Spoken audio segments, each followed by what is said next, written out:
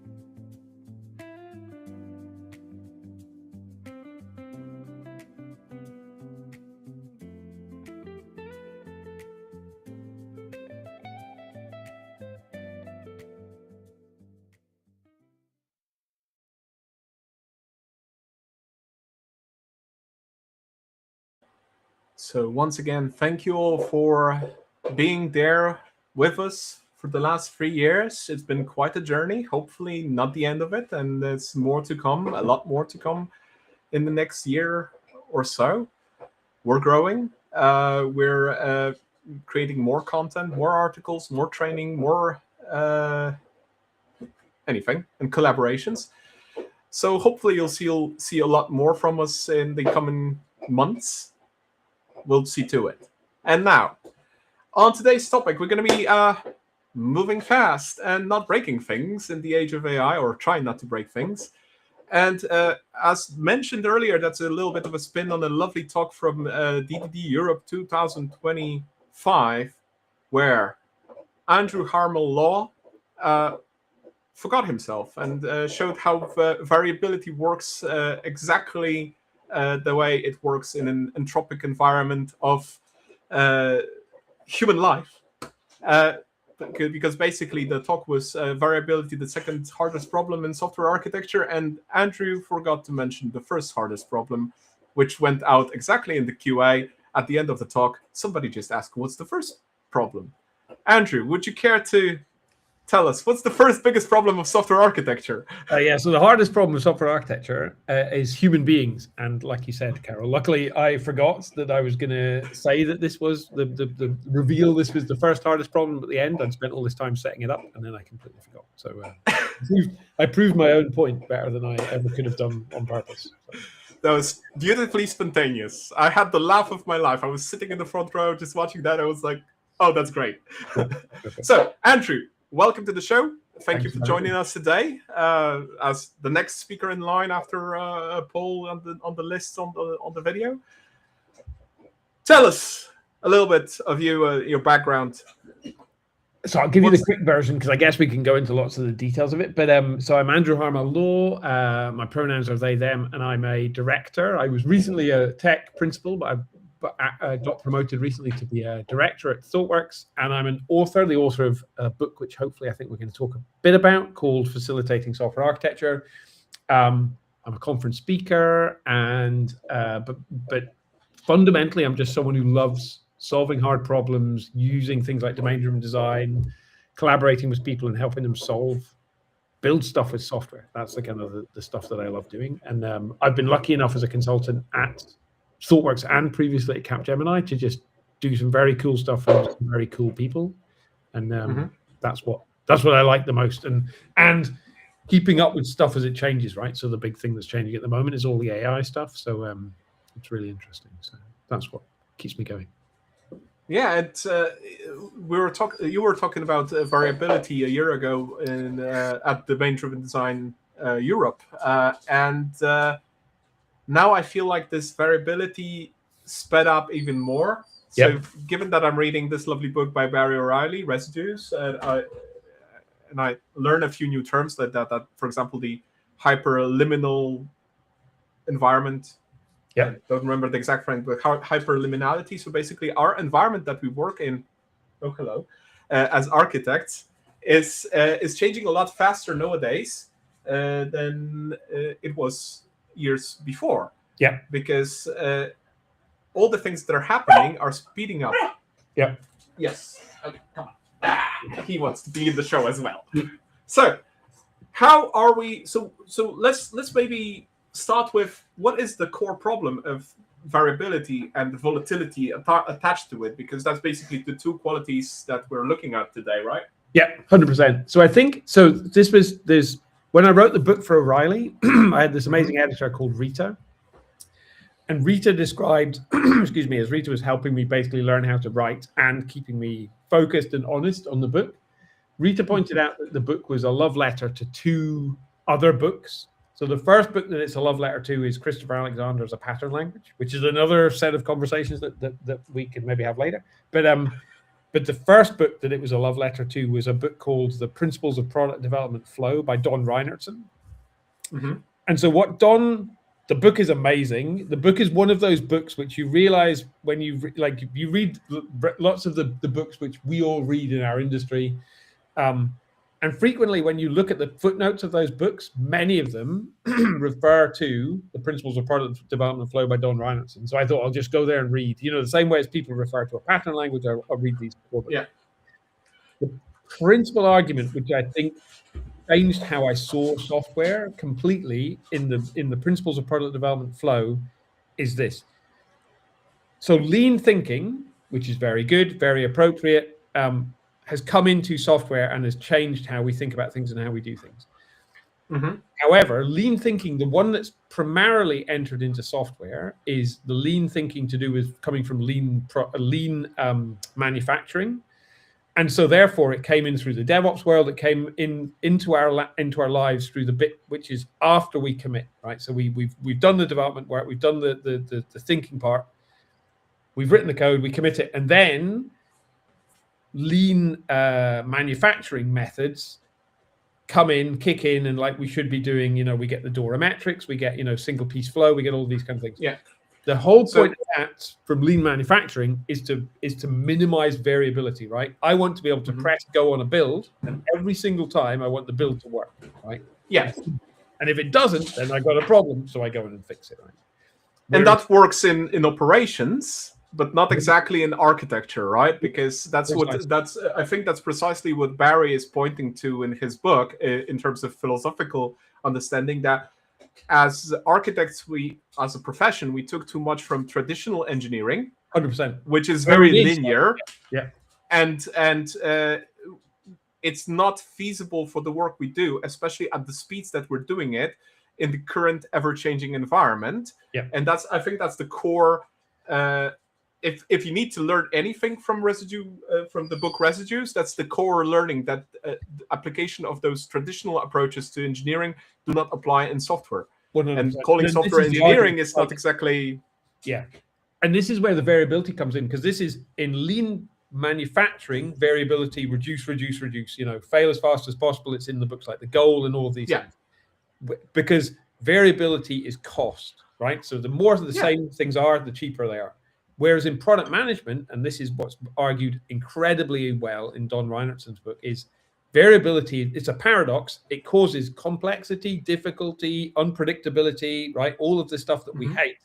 but it's also the source of the value. We're not following a recipe over and over again, right? The compiler is following a recipe over and over again.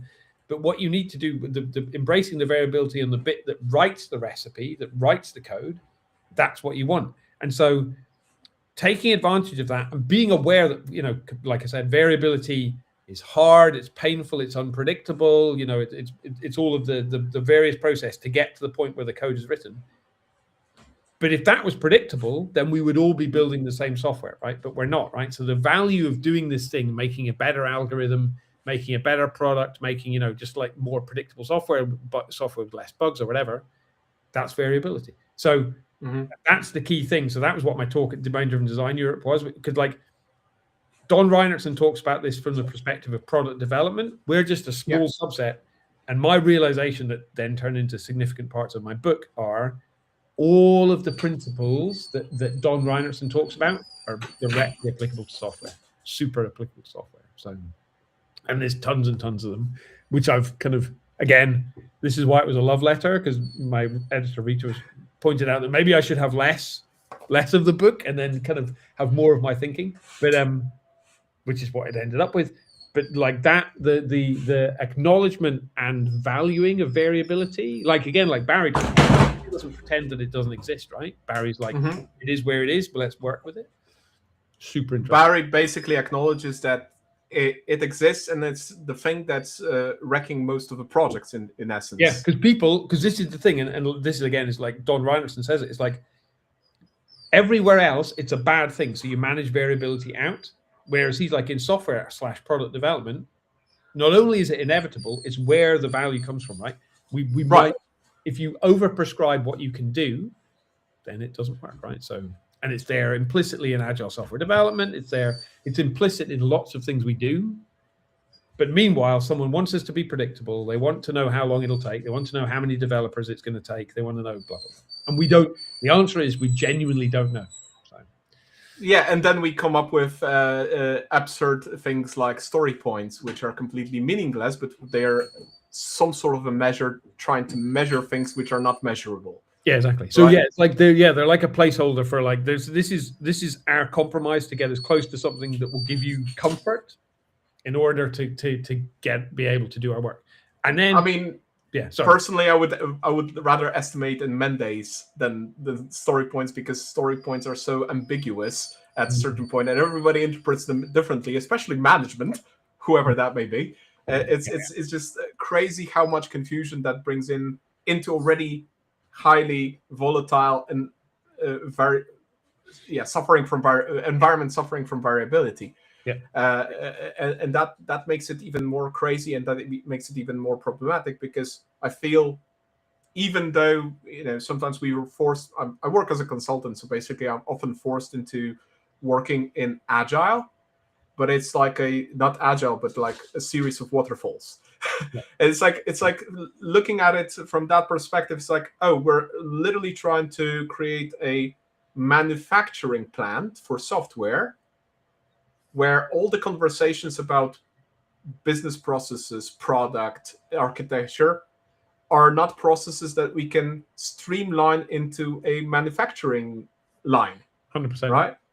But the metaphor is so strong, right? That people just like, and then the thinking that comes with the metaphor just goes straight in. And it's not helped by, like I keep saying, but it's a very good point to make over and over again. Lean for us, lean means lean brackets manufacturing, but it's not, there are also other flavors of lean, but the manufacturing one is the one that's taken over. And it is, to be very clear, from the point when you trigger the build and the deployment, lean manufacturing, like you said, is perfect, right? That's all of the stuff, the DORA 4 metrics, et cetera, perfect. But that's from the point where there should be no more variability. The massive, I think my product management colleagues call it like the fuzzy front end, which is like the thinking and the building stuff. That's the thing. And I mean, this is to kind of bring in the other topic that's in the title of this episode. We were barely good at it before. Some people were very good at it, but that was, the success at this kind of using this variability in a productive way was not vastly, found across the industry. Then we've dropped AI into the middle of it, which makes us go like super fast, right? But like, are we going in the right direction? Like, it's not removing variability. We've just 10x the variability everywhere, right? Or 1,000. Like, it's super interesting to me. And the stat that I've seen is if you're a good development team, then AI tools are most likely, going to make you better. If you're not super disciplined or, not super experienced, they could just make the mess 10x times worse very fast, right? So it's very So just to sum up the problem space, if we're looking at DevOps practices, operations, anything like that lean approach is perfectly fine there, because it's exactly what it is supposed to be, because it's supposed to be predictable, it's supposed to be streamlined, and basically like a manufacturing line. Yeah. Something happens, we have a process for that, we follow the process nearly blindly, and that's going to be most likely fine. Most likely. Yeah. Stop the line, all the and-on stuff, all the stuff in the Toyota way, all that stuff. Yeah. But for other aspects of software moving upwards, so testing, development, design, architecture, business processes, and product-wise thinking, this lean approach is not applicable because it's too linear. Yeah. We need more of that lateral. So like lean product management, totally fine. And the book is full of, I don't know, like 300, 400 principles. And it's super interesting. The book, the Don Reinertsen book, approaches it from various perspectives. One's a financial perspective. So he just looks at like how there's lots of examples from medicine companies, drug companies, because they're like, by definition, they have to do a bunch of stuff, and they run lots of different experiments. And so you can't ask a scientist how long it's going to take to try and do stuff. And we saw this in COVID, right, with the rapid speed with which they did it. They had no idea how long it would take, but they had an approach which was very, very financially and luckily for the world's benefit, it was very good at placing the right bets in the right way and failing fast, similar to software, right? Or he uses loads of things from like the internet. So again, like the internet is decentralized, and it like, how do packets get routed? How do we make sure things are applicable? He also has examples from some military examples, which I was less comfortable with as someone who's not massively enthusiastic about the military. But what he's very interesting on how, again, the military, right? It's as many people sadly know in the world at the moment. We like to think that it's very hierarchical and very predictable. And then if you speak to anyone who's actually been near any of these circumstances, it's very not hierarchical and it's very not predictable. So there's a lot of stuff they've known for hundreds of years, various militaries, right? The only thing basically predictable is the chain of command, but otherwise anything else is a lottery what happens. 100%. Right? 100%. Unless you're in the time of peace, then exactly. It's very predictable. Exactly. And this is the thing, they'll optimize for like the chain of command being cut and all of this kind of stuff. So it's very interesting to me, all of this kind of stuff. So, but given that, you're like, so therefore we have no predictability? Like, no, but you just have a different kind of predictability, which is what the kind of stuff that Barry's beginning, Barry's coming from a very different angle, but his stuff, it's all, after I wrote my book, I sent various bits to Barry because I was like, I hope, like, we're not saying the same thing, but please tell me that what I've written is not, you don't, like, disagree with it. And Barry's like, no, it makes sense, which was good. I didn't want Barry's book to come along, like, 6 months after my book and then blow the book up. So, to be honest, it's interesting. I saw after Como Camp this year, I saw a few posts from people attending Barry's workshop or just having a conversation with Barry that they derived to pretty much the same conclusions or very similar conclusions, but completely lacked the words to describe that. It's interesting that people are going the same route, the same way, and trying to figure it out for them how to work in that manner. It's super interesting. Yeah, but then looking at the practices we brought with Agile, I was back in the day. I wasn't that much of a fan of Scrum. I'm even less of a fan if we try to apply it at a very large scale. I was more of a fan of Kanban, but if I look at it, Kanban comes from literally from manufacturing. Right. That's I think that was some sort of a Asian car manufacturing. Toyota was it or I think it was like Toyota that? again. And basically, that was a process of minimizing loss. Minimizing loss in resources in manufacturing, minimizing loss in time to track everything.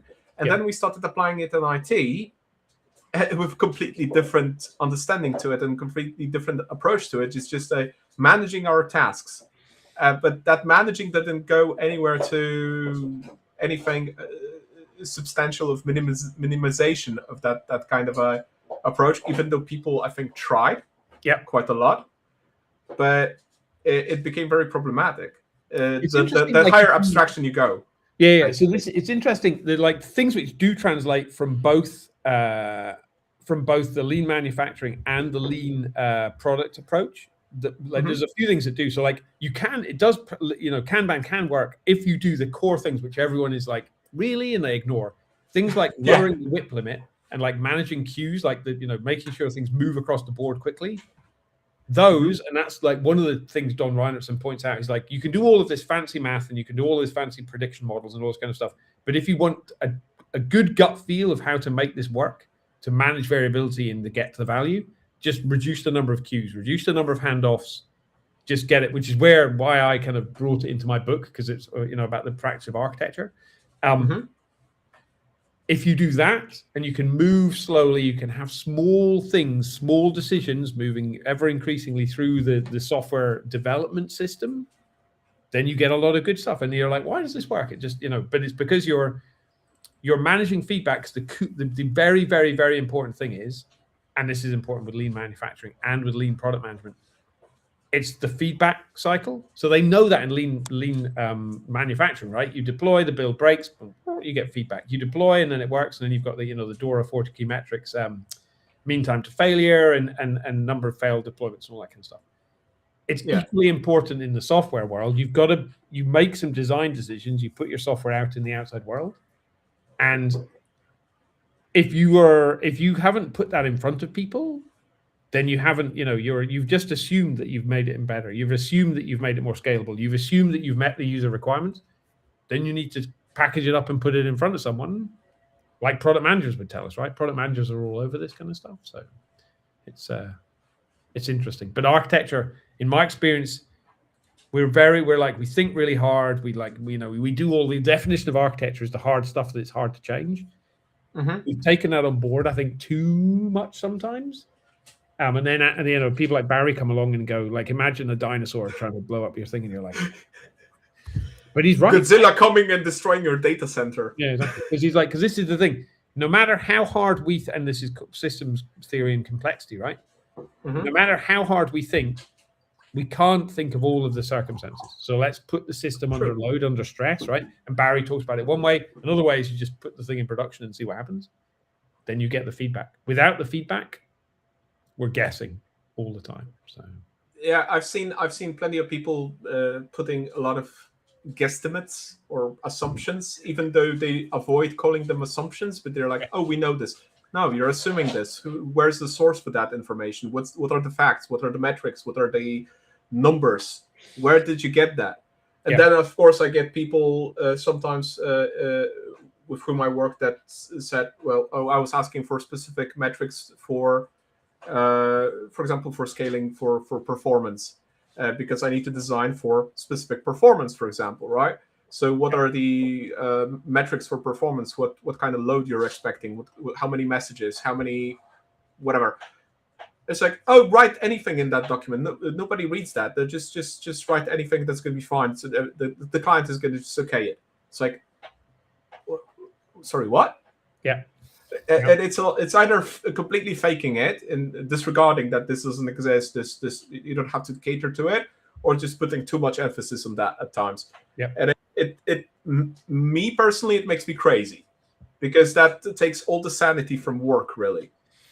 And that's why, because again, even though I'm teaching domain-driven design combined with integration architecture, I'm not a DDD practitioner myself that much, because for that I have Philip.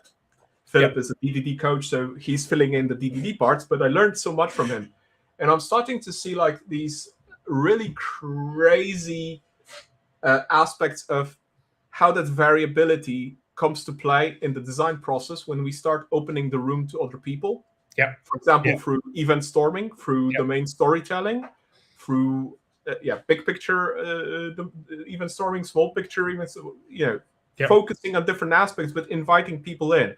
And I hear this story that they were doing an event storming, a wall already 50 meters of a wall with post-its and whatnot. And then it turned out that they needed to invite the secretary because she was responsible for doing the reports. And she was actually the key stakeholder they missed, and they had no idea what to do with a certain part of the event storming. Yeah. Because they needed her input. This made that, that's exactly variability at its best, because we don't know where the variables are. Yeah. We assume it's that why I love the variables. This is why I love and we were talking before the stream about I need to go to Como camp, but because collaborative, by even doing that, right, you're even getting feedback when you do something like event storming or whatever, right? Because you can show people and they'll be like, well, that's not how it works. This is how it works, and then they go and get the person from the front reception desk who does these things, and that's the loop, right? Then you've closed the loop very early. You've failed fast. You're you didn't even need to write a line of code because you're right, that design's wrong. Now we've done another thing. And it's it's super, and this maybe goes a little bit into the AI thing, right? Because now we have removed barriers. The typing bit was slow, right? And then some people liked it and some people didn't like it. I personally did like it because it let me think. And I as a domain-driven design person, there's a pattern which was in the book and then got removed because there were too many pages in the book. But Eric Evans has a really nice, there's a box somewhere 3/4 through the book, which is you think you've done the design, but then your design needs to make contact with the code. So if you're writing the code, you're there going, oh, okay, right, that was slightly, and I think I like that kind of way of thinking. But now we could be automating that, right? So we could be getting this stuff into some form of code a lot faster. So maybe that's good. That's the kind of, but that's to the title of this episode, right? How do you know if it's good, right? You break things. Maybe I broke it and made it better. In your event storming example, you had a model. Someone looked at it. They said it's wrong. So the model breaks. And then you go get the extra person and then you make it better. Yeah. The big thing is the feedback loop. It's how do you know? That's really, I used to work with, and this person's mentioned in my book a lot of times, Manira Raimi. So she's the product manager who basically taught me to understand product management. Because I would be an architect, I'd be in a room, we'd be drawing these amazing pictures on the wall, right? And I was thinking I was very smart. And I was right, we have a design, this will make it better. And Manira would say, how do you know?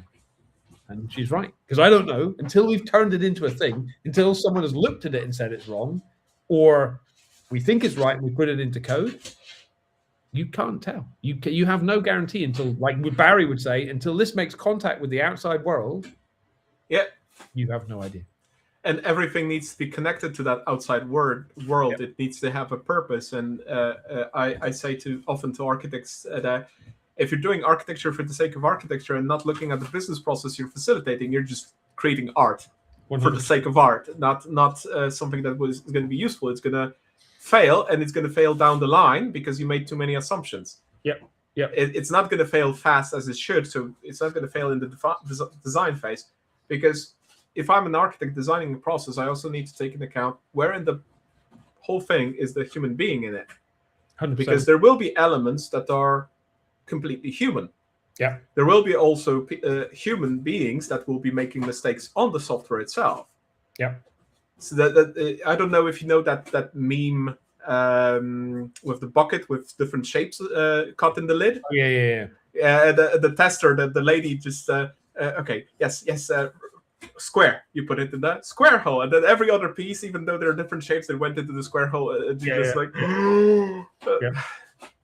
But that's basically testing at its best. And I remember learning back in the day, because I needed to learn to work with testers, which was for me was a bit of an issue because they tried to break too many things. And I didn't like them breaking things. Now I love when they break things because I absolutely love to see what happens. But I had to learn it. What I learned is that this is basically impossible to have a 100% coverage. Yep. It's a idealistic goal that is not feasible at any point. There is no way to figure out what's going to happen.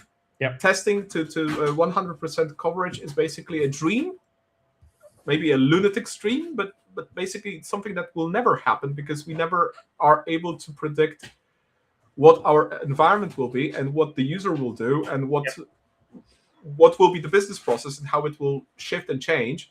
Yeah. And now even more, it changes even quicker, right? Yeah. So now we have that 10x thinking of a lot of people. So our environment changes, so we have a lot more volatility with that variability. Yeah, totally. Yeah, you could run a lot further because this one of the big lessons in the variability thing is like small steps, which again product managers get, right? They're like small things, single piece flow, blah blah blah. And then it's like this was where the economics comes in. It's like do small steps as small as it's economically sensible to do so, right? And so there used to be the economics of a small step in software used to be a certain size, right? You'd do a certain thing, you'd write user story, you'd pass it to, you do some architecture and you'd code it up and you deploy it. The economics have changed, right? Because the dynamics of those different steps. And so we could use that to find and search out and kind of locate the best architectures, maybe in a faster way. I think in most cases we'll use it to make a gigantic mess. Because one of the things I've seen coming up again and again with it's very easy. I mean, I see this in my experience. It's very easy to get an LLM to write an awful lot of code that does an awful lot of stuff very quickly. Yeah. And then you see these pull requests, right, where someone's ported bun to Rust, and then there's like a 10 million line of code pull request, and someone's like approve. That's scary. That feels really that's not reviewable. A number of things which are probably, like you say, unpredictable in that. That's scary. Yeah. I recently I had a meme floating about my LinkedIn feed, constantly just reiterated by different people. It was this most satisfying pull request, plus 10,000 lines, minus 10 million. Yeah. Somebody cleaned up a vibe coder repo. And it was like, yeah, that's basically that 10 million. That 10 million was that variability that went crazy out of bounds. Yeah. I've got a friend who's like they're doing a startup which is we'll tidy up the mess someone else made. Someone vibe. And this is the thing, right? But this is why I'm still interested, and this is what again the title of this episode, right? Yeah. Product managers, they're good at doing experiments, finding things, they iterate really quickly. But then the stages when you've done you do the classic product management stages, right? So you've got problem user need you identify, then you have problem solution fit, and then you have solution market fit, etc. So there's these various stages. And then at some point you're like, right, we need to go in and we'll refactor tons of stuff. You'll scale up your system. I've worked at various companies where they've we've got here, we know who our customers are, we know we have a good fit for their thing, but we've got a lot of debt, right, in a big Ruby code base or something that we just wrote really quickly. And like Twitter, right? Like back in the day, if people are old enough to remember, it would fail all the time, right? So then people came in and rewrote it from Ruby to Java. Yeah. And so it's a way of doing things, but it's knowing when to kind of take the hit, when to do the refactoring, when to do the architecture, right? You can get a certain distance without tons and tons of super overblown architecture, but then at some point you need to be able to move through that problem space and put the right amount of effort in the right time. And this is why I'm a consultant, because I get to go to lots of different places for a year and a half, 2 years, really get deep into their problems, understand stuff, learn from them, and then learn from trying to figure these problems out. So it's super interesting. That's the fun part of the job of a consultant. On that note, because I worked both in-house and as a consultant, and I worked for years for a telco company. Even today, out of nostalgia, I have a lovely cup from that period. I dug it up out of the depth of my cupboard with mugs, and I was like, "Oh, that's from an architecture department. That fits right nicely to the topic. I'm going to drink coffee today with it." And it was like failing there was costly, always. Yep. But the satisfaction of being there for a few years and seeing how how your thinking, how your work influences the ecosystem and the overall impact on user experience, on your business units, on the business processes, etc. Extremely satisfying. Yeah. But then on the side of learning things, very unsatisfying, because you're basically constantly going over the same things. Yep. It becomes less of a architecture technology journey and more of a organization, product, this kind of thing. Yep. So I remember leaving that, I don't have any challenges anymore there, because the challenges are only organizational or time bound. Yeah. And I want to learn more technology-wise, architecture-wise. And that was at the time a good decision, because I went back to consulting and I gathered more experience. But basically, again, variability of things made me do things. Yep. And it goes the same with all the clients so far I had, basically on the variability of their business, variability of their environment, but also the variability of their specific organization. Yep. Heavily influences the things that are done. And it influences in a matter of whether we're having architecture or not, but well, more like, are we having implicit architecture or explicit architecture? Yep. And then, of course, what is the then future outcome of said architecture? Yep. Because, of course, if we build code, well, people say, oh, we're not doing architecture, we're just building. No, you're doing architecture. It's going to be implicit. Nobody's going to understand and remember why you did that in a year, because you forget all the architecture processes with ADRs and whatnot. Yep. But yeah, well, is there still some sort of an architecture? But there's always an architecture. Yeah, it's going to be completely implicit. Yep. Will it be fit for purpose? Probably not. Yeah. I'm a little distracted because the puppy is trying to eat the cardboard box. So this guy wants to go out and he cannot. Oh, there he goes. Yeah, well. But this is what's interesting. Like it's interesting to me. I used to think you're exactly right. You have an architecture whether you like it or not, and like the only architecture that really matters, and I think Barry would agree with this again, but you can find out next time when you speak to him. Like the one that matters is the one that's in code, right? That's the ones on the wiki or on Confluence or on a Mira board. Like it's irrelevant if it didn't make it into production. It's what's interesting to me is like I used to think you had to be quite like high ceremony, or maybe not super high ceremony, like agile. I was definitely more at the agile end. I definitely wasn't. I got trained in rational unified process and all this kind of stuff, but I was never like a let's specify the whole thing with UML and all this kind of thing person. It's very interesting to me that it can be implicit, but as long as everyone agrees, then it can be quite, if it's like, this is how we do things, right? You might just accidentally end up with quite a nice clean, for example, this is how we do integration. If everyone's kind of doing it, maybe someone made an explicit example at the start, but then it's not like discussed about ongoing. People just copy this integration pattern or whatever. You can end up with a good architecture without explicitly going through all these things. But in my experience, in most circumstances, you do need something, because most people are thinking about the implementation. They're not thinking about the architecture and the design at the same time. Although that's why I like all the stuff, because I also believe that it shouldn't be architects doing architecture and developers or engineers writing the code. There is the practice of architecture and the practice of engineering, and the person that should be collaborative. Yeah, exactly, totally. And it could be the same person or whatever. It's very interesting.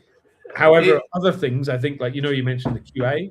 Like the mindset of a QA is very different from the mindset of an architecture and engineer, right? I rarely see that kind of thing go together. So, yeah. Do you happen to know this lovely book? Domain. Oh no! I want to read it. So I had the pleasure of writing an editorial review for this book some time ago, and it's a great book. I cannot really relate to like 1/3 of it, because I do not design systems. As in business purpose systems, because I design integration platforms and interoperability between various domain systems. Yep. But I absolutely love this. In the beginning, in the first chapter, I believe that's second chapter. there's this paragraph on problem and solution space. Mm-hmm. And the first thing they put is a phrase attributed to Albert Einstein that goes, if I had an hour to save the world, I would spend 55 minutes defining the problem and then only 5 minutes finding the solution.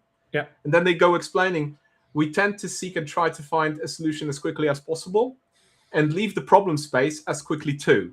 Yeah. We are uncomfortable staying in this area, but this is where our client needs to reside. It is the zone that allows us to acquire more information about the problems our client asks us to solve through the software we will develop for them, because writing software means solving business problems. 100%. And this is exactly that I think that key problem of linear thinking of developers. Yeah. We want a solution. And yeah. I found through hours of conversations with various architects that it's also the key problem of solution architects. Yeah. That come from development, that kind of ascended to the role of an architect from a developer. That was my cardinal sin as well. Yeah, totally. It's easy to recognize it when you've done it yourself, right? Yeah, totally. That's exactly the thing. Because I done it the same thing. I didn't try to understand the problem. When somebody was talking, I already had a solution in my mind, right? Yeah. And a few times it turned out that was absolutely a nightmarish solution that was absolutely not fit for purpose. Luckily, not implemented. Yeah. Caught early, failed early. But that is exactly the space that a lot of people are in. Also architects, and also at times very senior architects, which is at times very, very interesting to watch. That seniority coming to play.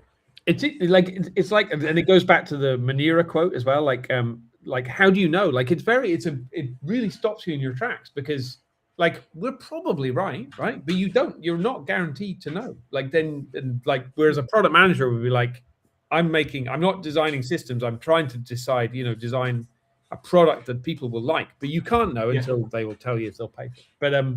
But architecture, we think we're going to get it right, but we don't have a clue. It's interesting. Like Gregor Hope talks now about like the architect's job is to sell options, which is really interesting, because an option, like from the financial modeling thing, is like, here is a potential future, here's another potential future, and it's explicitly talking about potential futures which are unknowable and unknown until you build it or whatever and pick the path. And it's a very different way of thinking about architecture, but it makes so much sense to me. That's and again, like Barry's, you don't know, right? So you've got to pick something and put it under stress to find out what it is going to do, right? So a very similar frame of viewing things is through the Kinefin context. And from my perspective as a consultant, because from consulting perspective, if I say you need to do it this way, that's a legal liability. So we're trained as consultants to avoid very specific and narrow ways of thinking, so that we don't create that liability for any consulting company we work for.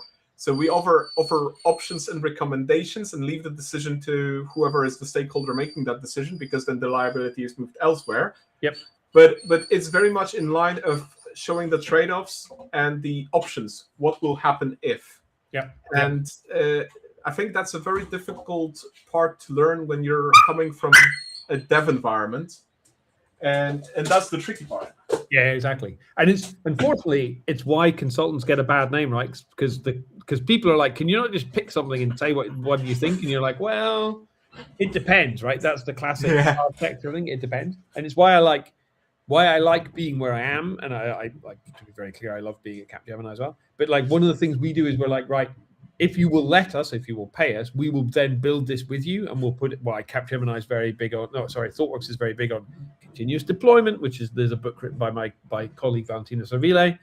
Like, we're like, we don't know. We're going to give you a pretty good guess because we're pretty opinionated about this stuff, but we agree. We don't know. Let's give it a try. Let's build it together and see if it works. And sometimes we're wrong, right? Sometimes you learn stuff. Like, that's how innovative, interesting things come to the fore.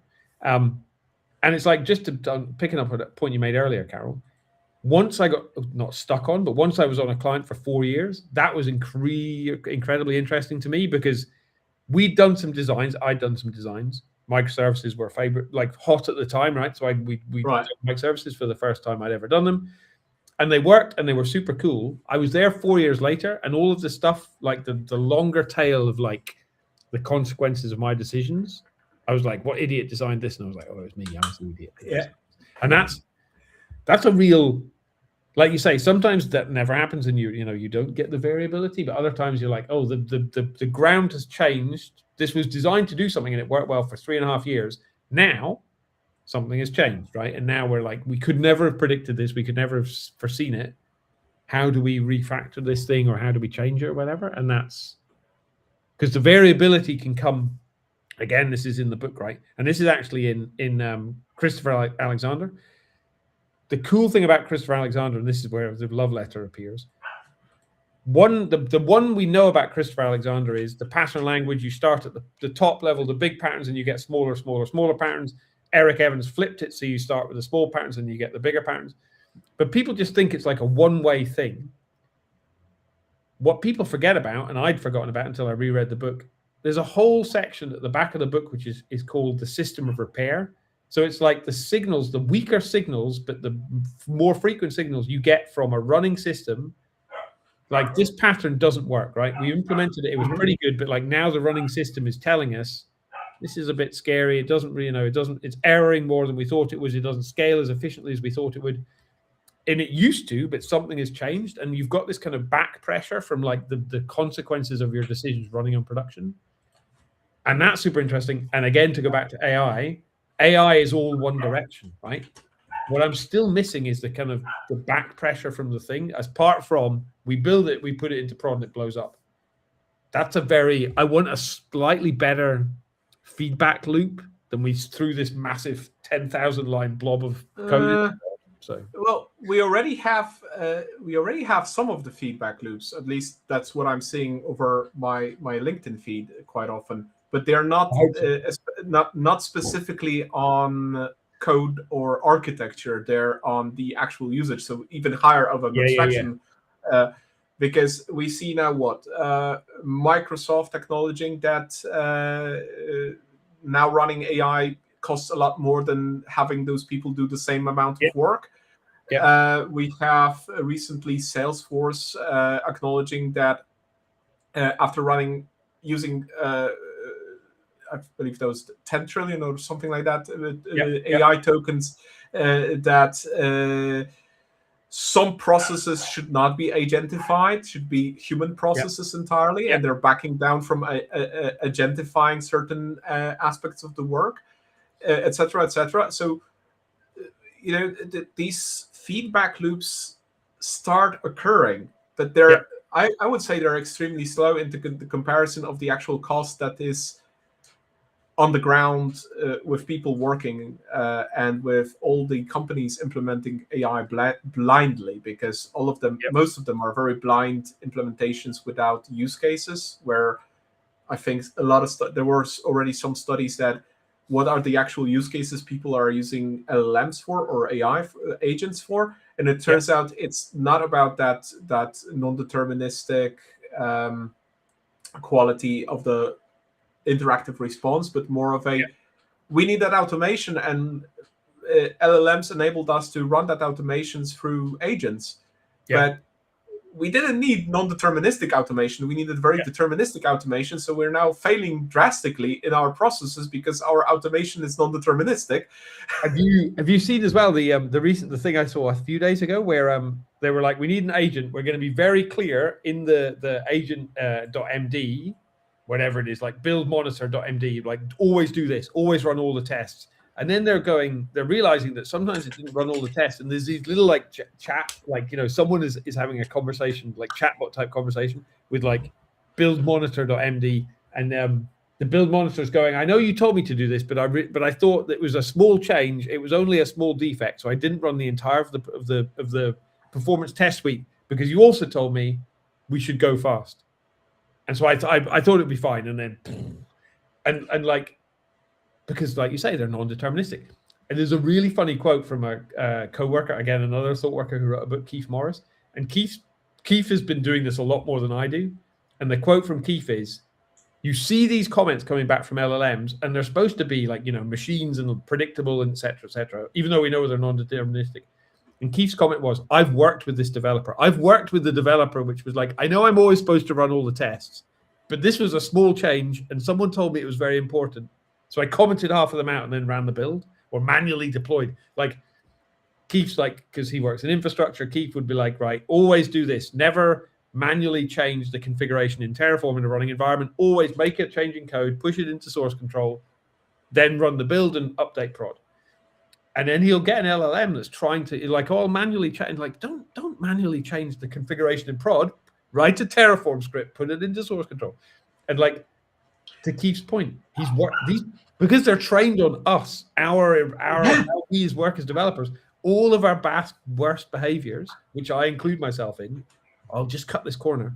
They're all there. And these things do it because they're like, yeah, we've been cutting those corners for forever. Yeah. We didn't have those processes, especially in the operationalization of operations deployment, etc. Yeah.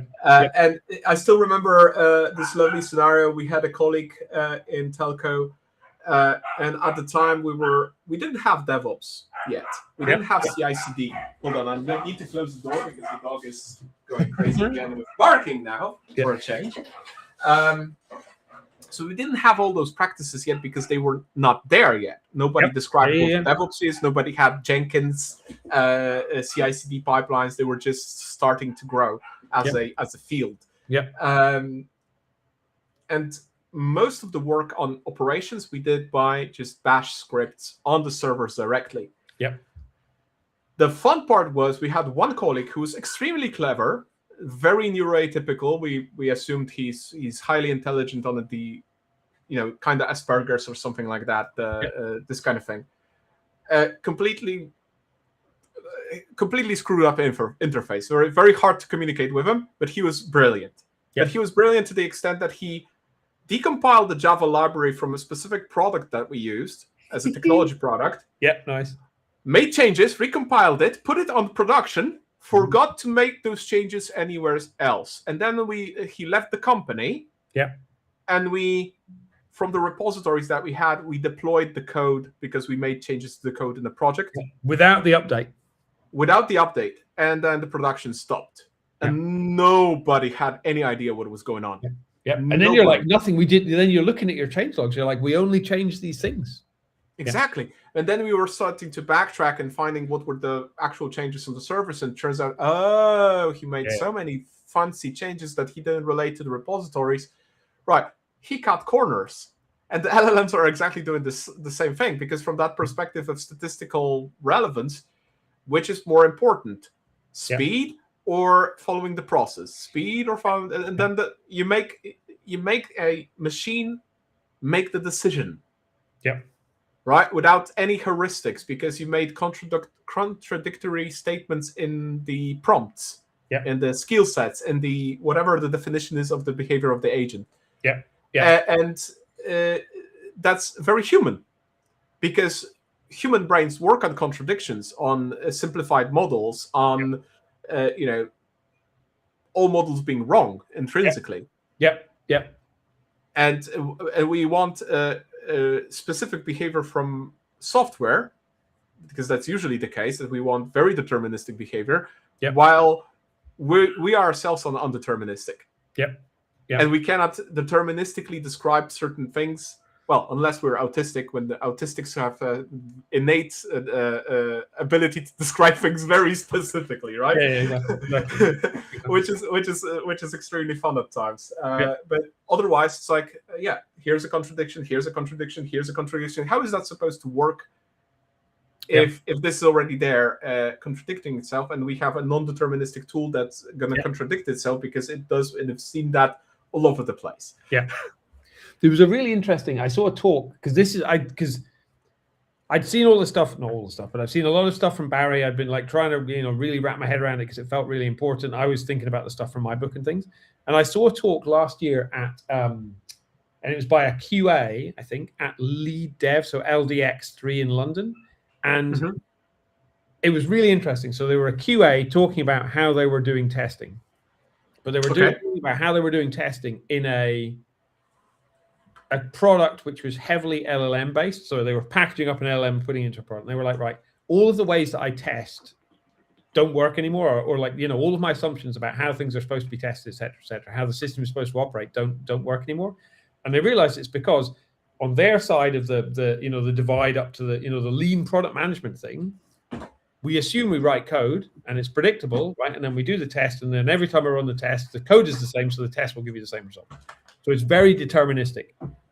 As soon as it's deployed, it's not deterministic. So what they realized was, and I thought this was super interesting, they were like, who lives in the world of non-determinism? And the people they realized were like their SREs. They're like, we think our software is deterministic, but like you said earlier, it's deterministic, and Barry talks about this, until you put it in the real world, and then suddenly, right? So they spoke to the SREs, and they were like, what are the practices and ways of thinking? And unfortunately, I can't remember what they were, but they were like, the big leap, the big thing for them was stop trying to make something that's non-deterministic deterministic, because you will fail.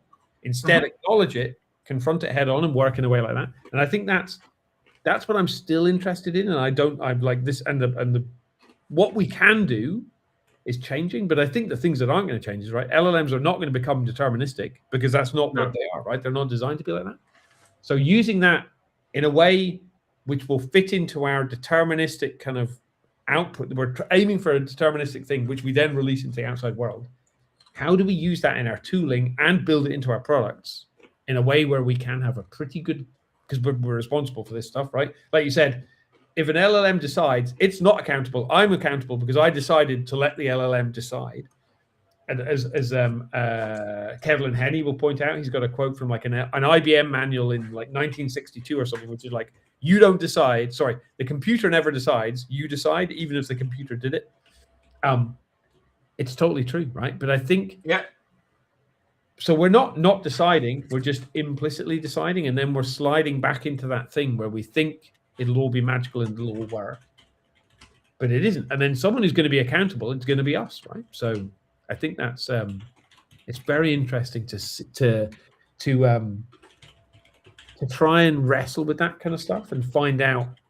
That's what's interesting. I think it's being an architect, being a software engineer, potentially very burny outy, but it's also very interesting to see what we could do in these worlds with the new tools that are coming up, right? So yeah, that's it. Is that the one from IBM?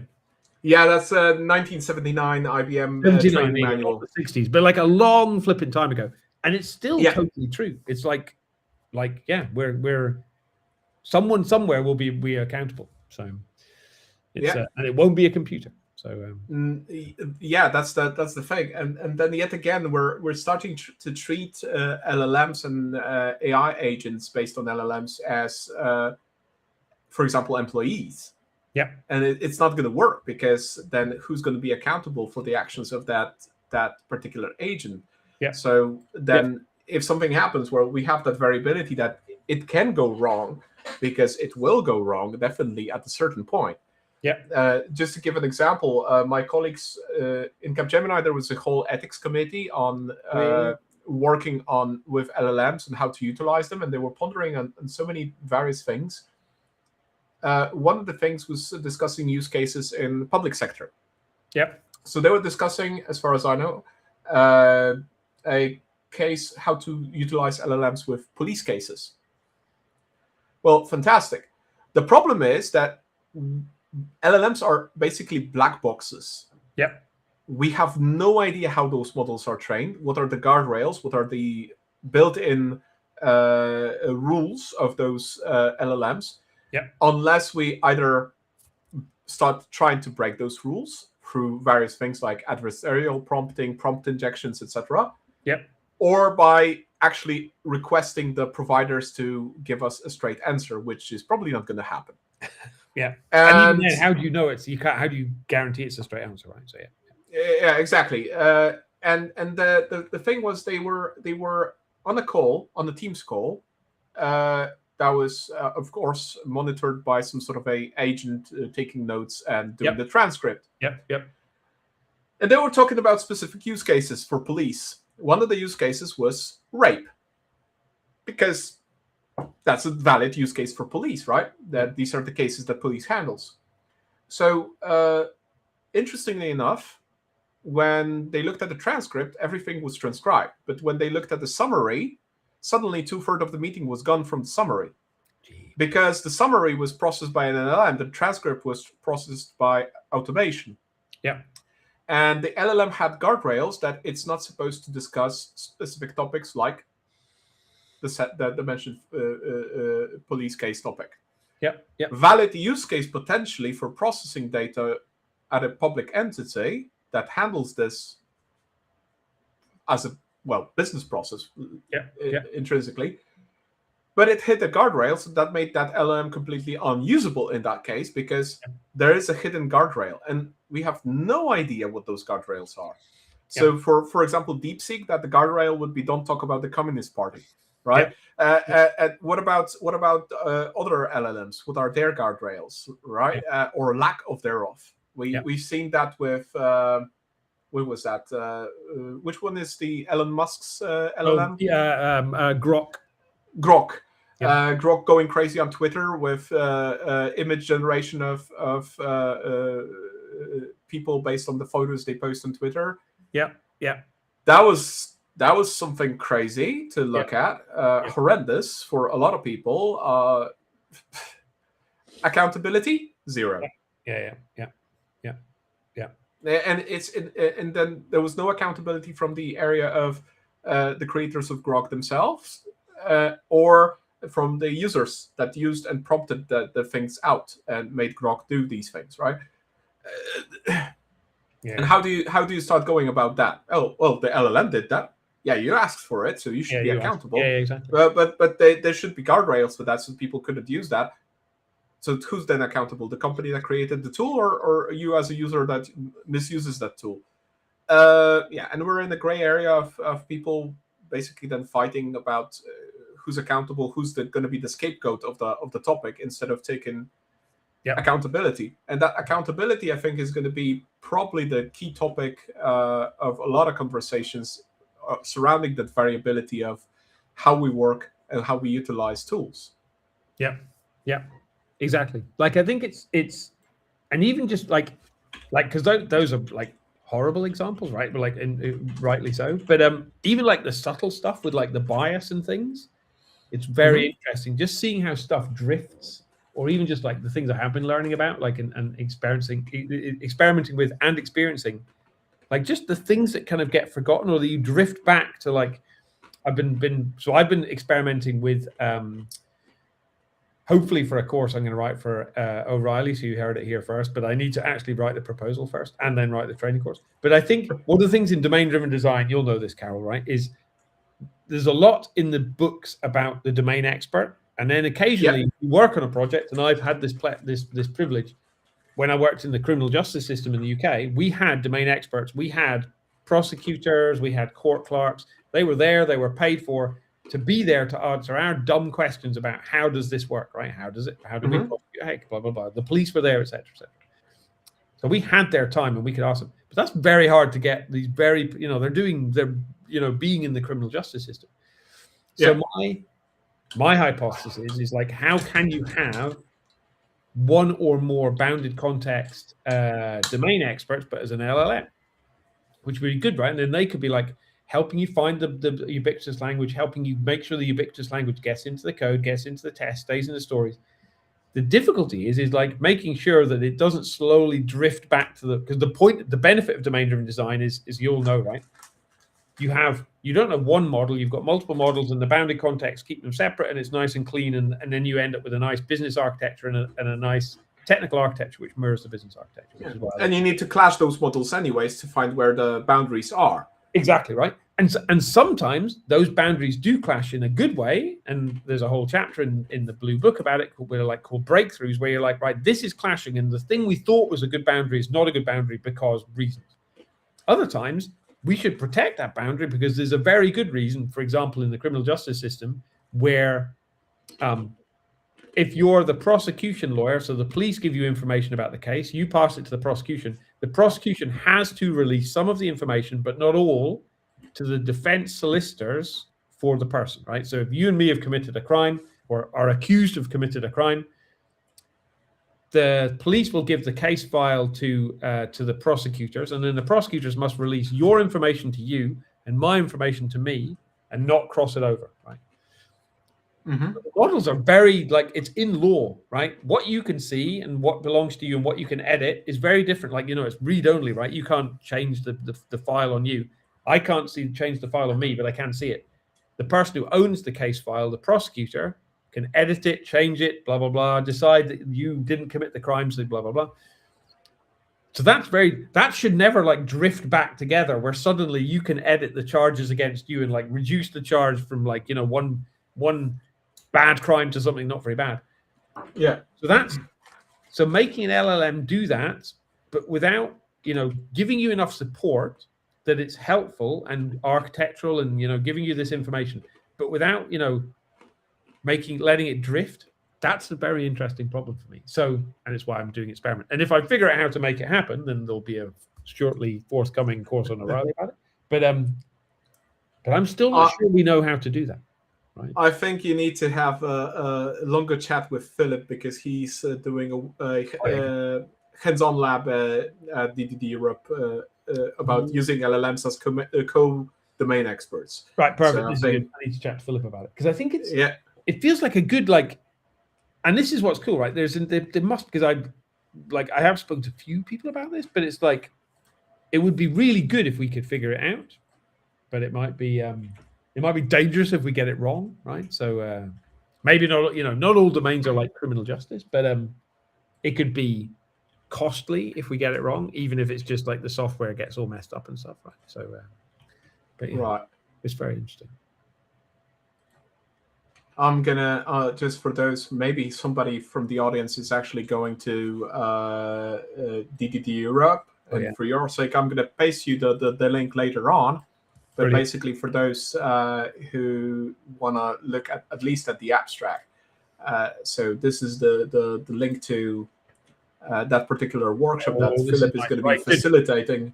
Me and Philip are along the same lines. Yeah. Possibly, you guys should have a conversation on that. On that perspective as well,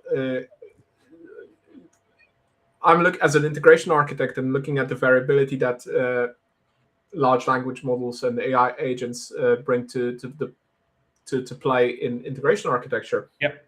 I'm looking at the aspects of, okay, so we have those. They're not going to go away magically because they're there. We're going to use them.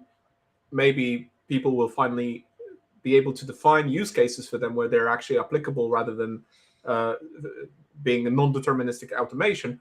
But how do we make that secure? So again, your kind of problem on a different level on access to data rather than something related to,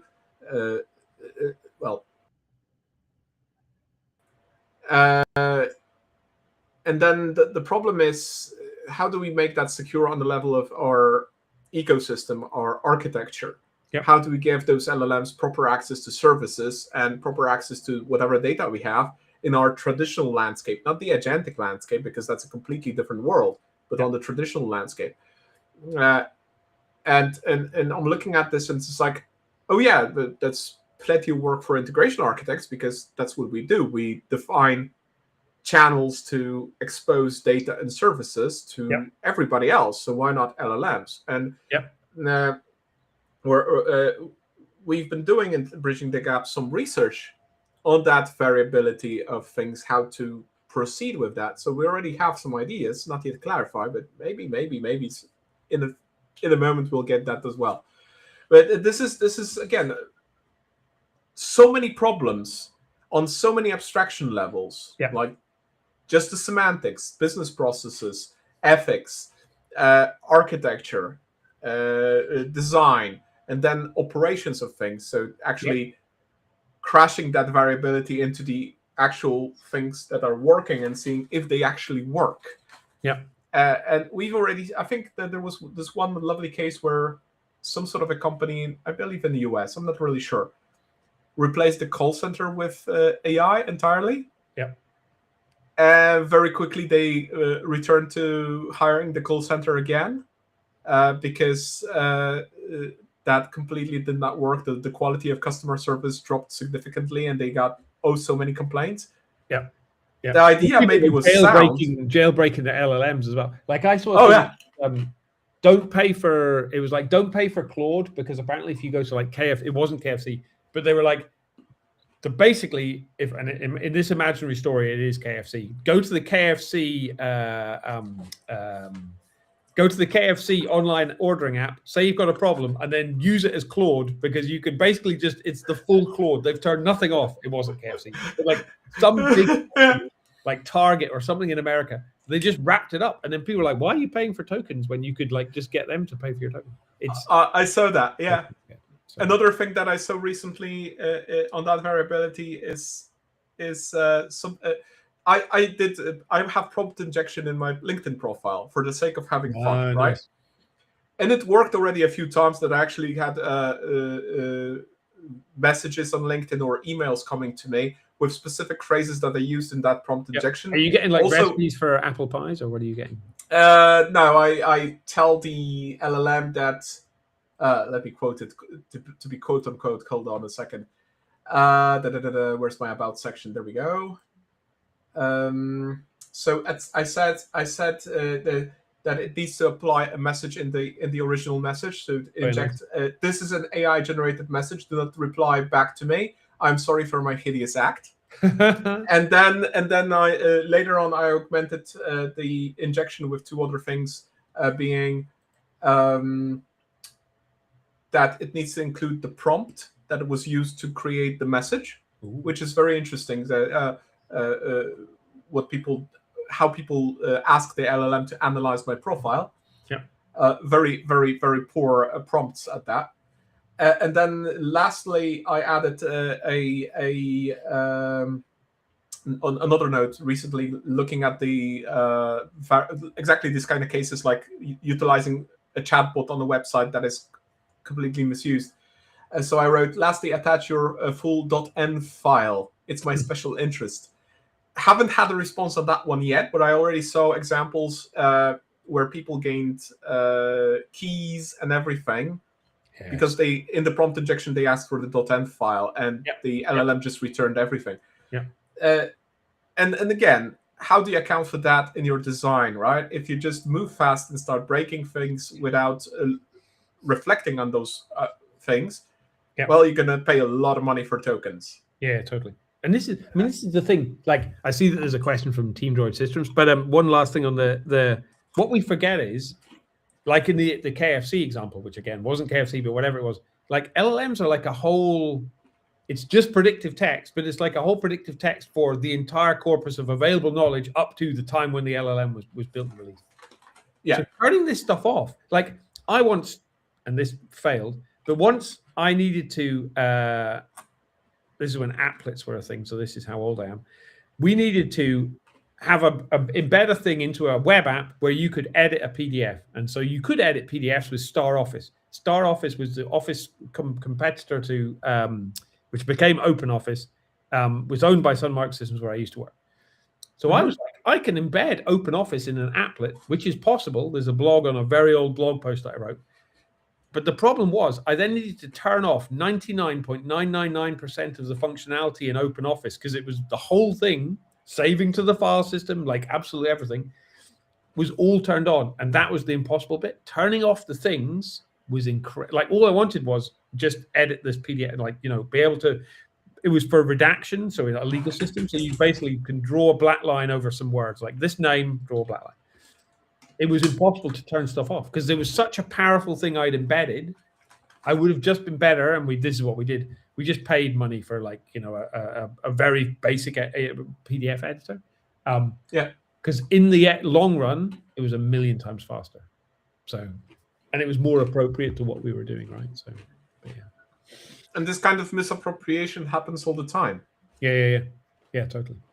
In every aspect of what we do, because we may have absolutely brilliant architecture, but it later needs to be contextualized to a solution. We design that solution. Yeah. And that becomes even more problematic then, because then we hit the constraints of technologies, of the language stack we're using, the frameworks, Yeah. etc. Yeah. And business logic hosting applications, because, well, they could. Even though ESB, and that's already a problem. We've seen that 20 years ago in service-oriented architecture, that this is not a great idea. This is a downfall of service-oriented, basically, was the downfall. That's why a lot of people still have a very robust allergy for ESB or SOA as acronyms. If they hear that, they just go red and no. The same goes with misappropriation. Is okay, there's a lot of tools there that have additional functions, because if you buy them standalone, they're useless. You need to provide others. So the creators added those functions so that they can facilitate for the full scope of use. Example, MDM solutions, right? An MDM solution without a funnel of data going in and out, it's useless. You need to supply data somehow, and you need to redistribute that data somehow. But then in that case, I literally saw an implementation of an MDM solution that was dubbed an integration platform, because somebody just put it in the middle and covered it with Azure functions and told people that this is an integration platform. I'm like, how the hell do you make such a stateful integration platform? I don't understand. I think somebody completely did not know what they were doing. And I was right, because they basically hired a team of DBAs for that. But you know, and that misappropriation will happen all the time, because people will use tools outside of their purpose, and that's it. Variability, that's lovely, is because sometimes that reveals additional use cases, and new, value stream, whatever that may be. But at the same time, it might reveal that we're completely screwing up unintentionally. The golden hammer rule, right? It goes back. And this is the thing. It goes back to Manira's quote. How do you know, right? And sometimes you've come up with, to go back to variability, maybe you've put together this secret sauce of things nobody ever foresaw, and you put it together, and wow, suddenly this magical thing is amazing. Or it's a complete disaster. It's like a Frankenstein monster of everything, right? And it's never going to work. But you don't know, right? You need to kind of put this thing into production to find out if you need to know. So, or at least do something to get feedback to find out if you're right or wrong. Because there's you don't think really hard and find out if you're right or wrong. You put it somewhere to get the feedback on it. So, I see this also from the perspective of, for example, content creator at this point. Given Bridging the Gap 3 years old, the website changed significantly since we started 3 years ago. And it was based on whether it works or not, whether we see traffic funneling where we want it to go or not, whether we get comments that something is accessible or not, whether we find that something is useful or not. I think Radek rewrote the whole thing 3 times already. Changing the framework, changing the approach, just sat there and was like, okay, I know this is not working anymore. I need to rewrite it. And he just sat down over a weekend and figured, okay, I'm gonna just start from scratch and write it again. Everything is stored as JSONs anyway, so if it's stored as JSONs, that's not a problem. We can recreate the whole content. It's just a matter of putting the engine together so that it runs. And that's innovation in that variability. But then there is this other side of it, being that volatile downward kind of motion where it brings everything down at the end. Exactly. And this is again why this comes from the principles of product development flow, right? Product development is like, how do you know if it's good or bad or right or wrong or whatever? You don't.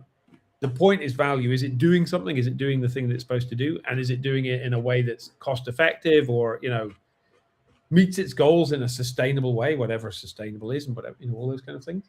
And that, I think, super, that's why I love that product management became stronger influence in my life, and then I think in software in general, because it's very easy to build things with software, and it's very easy these days, very easy to build stuff with software, right? But If we're not completing the loop to make sure that it's effective and doing the right thing, and including the architecture of those systems, it's very easy to just leave this trail of devastation behind you, which at some point, I mean, if you're a consultant, we're lucky I leave and I've left you with my mess, right? But that shouldn't be how it is, right? We should be like, right, this is sustainably, it's doing a value. There will be debt. There'll be, things that we're not happy about. There'll be things that are kind of holding together, but maybe not as well as we want them to. Like on integrations, right? This integration isn't perfect, but it does the job and it works. This one, meanwhile, is getting beaten up every day. It's a disaster. It's bringing the business down on a regular basis or losing, like in banks, right? If this fails, we all lose lots of money and we all lose our jobs, right? Okay, that's the stuff you need to make sure works really properly. Or legal systems. That's a key problem. This bit, yeah. When you pass responsibility from the police to the prosecutor, don't screw that up, right? The data must be guaranteed to be delivered. Data must be guaranteed to be like what went in goes out, comes out the same. Some parts of this are super important, right? And that's where you get all this stuff, right? So. I believe there's this thing called the chain of custody. Yes. Which is a crucial thing. If the chain of custody is broken in any point, and at any point, whatever the evidence is not observable and auditable, it can be easily dismissed as not valid because legally, it could have been tampered. Yeah, it can be challenged. So this is because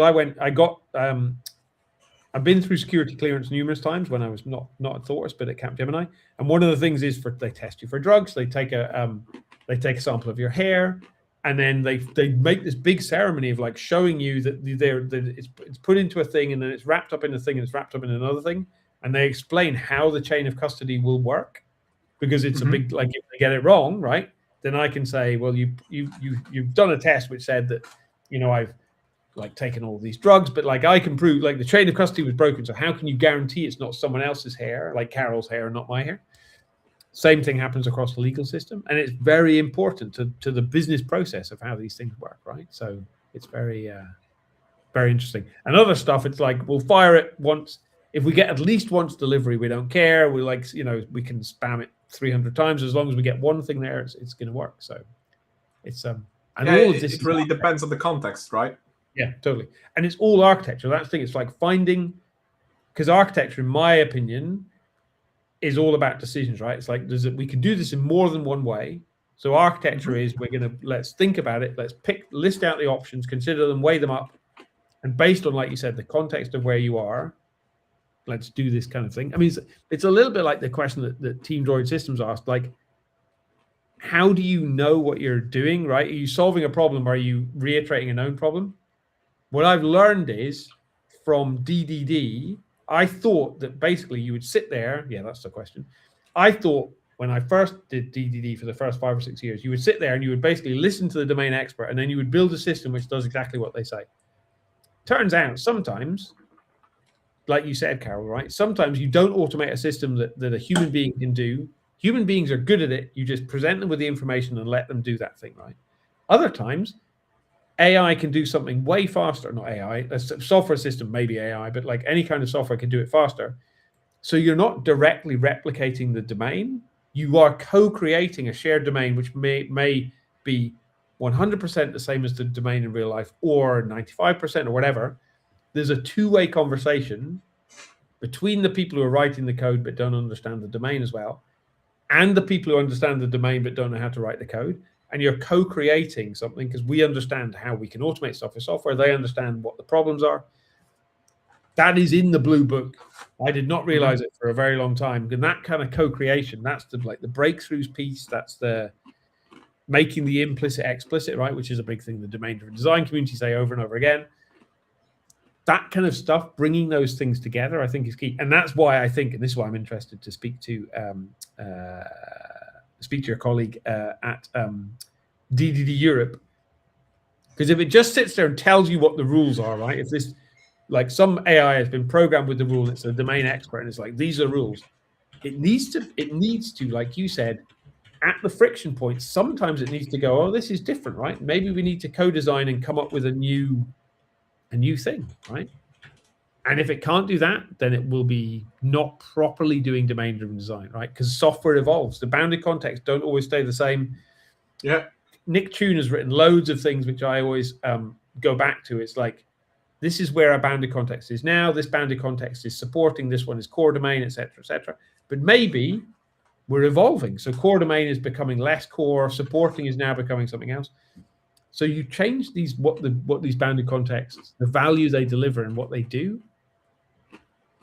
dynamically over the lifetime of a system. And if you don't have a support from LLMs or colleagues or whatever for doing that, then you won't get the benefits of domain-driven design and all kind of software, right? So it's that the living system of software and how we evolve it in a way that stays useful is really interesting to me.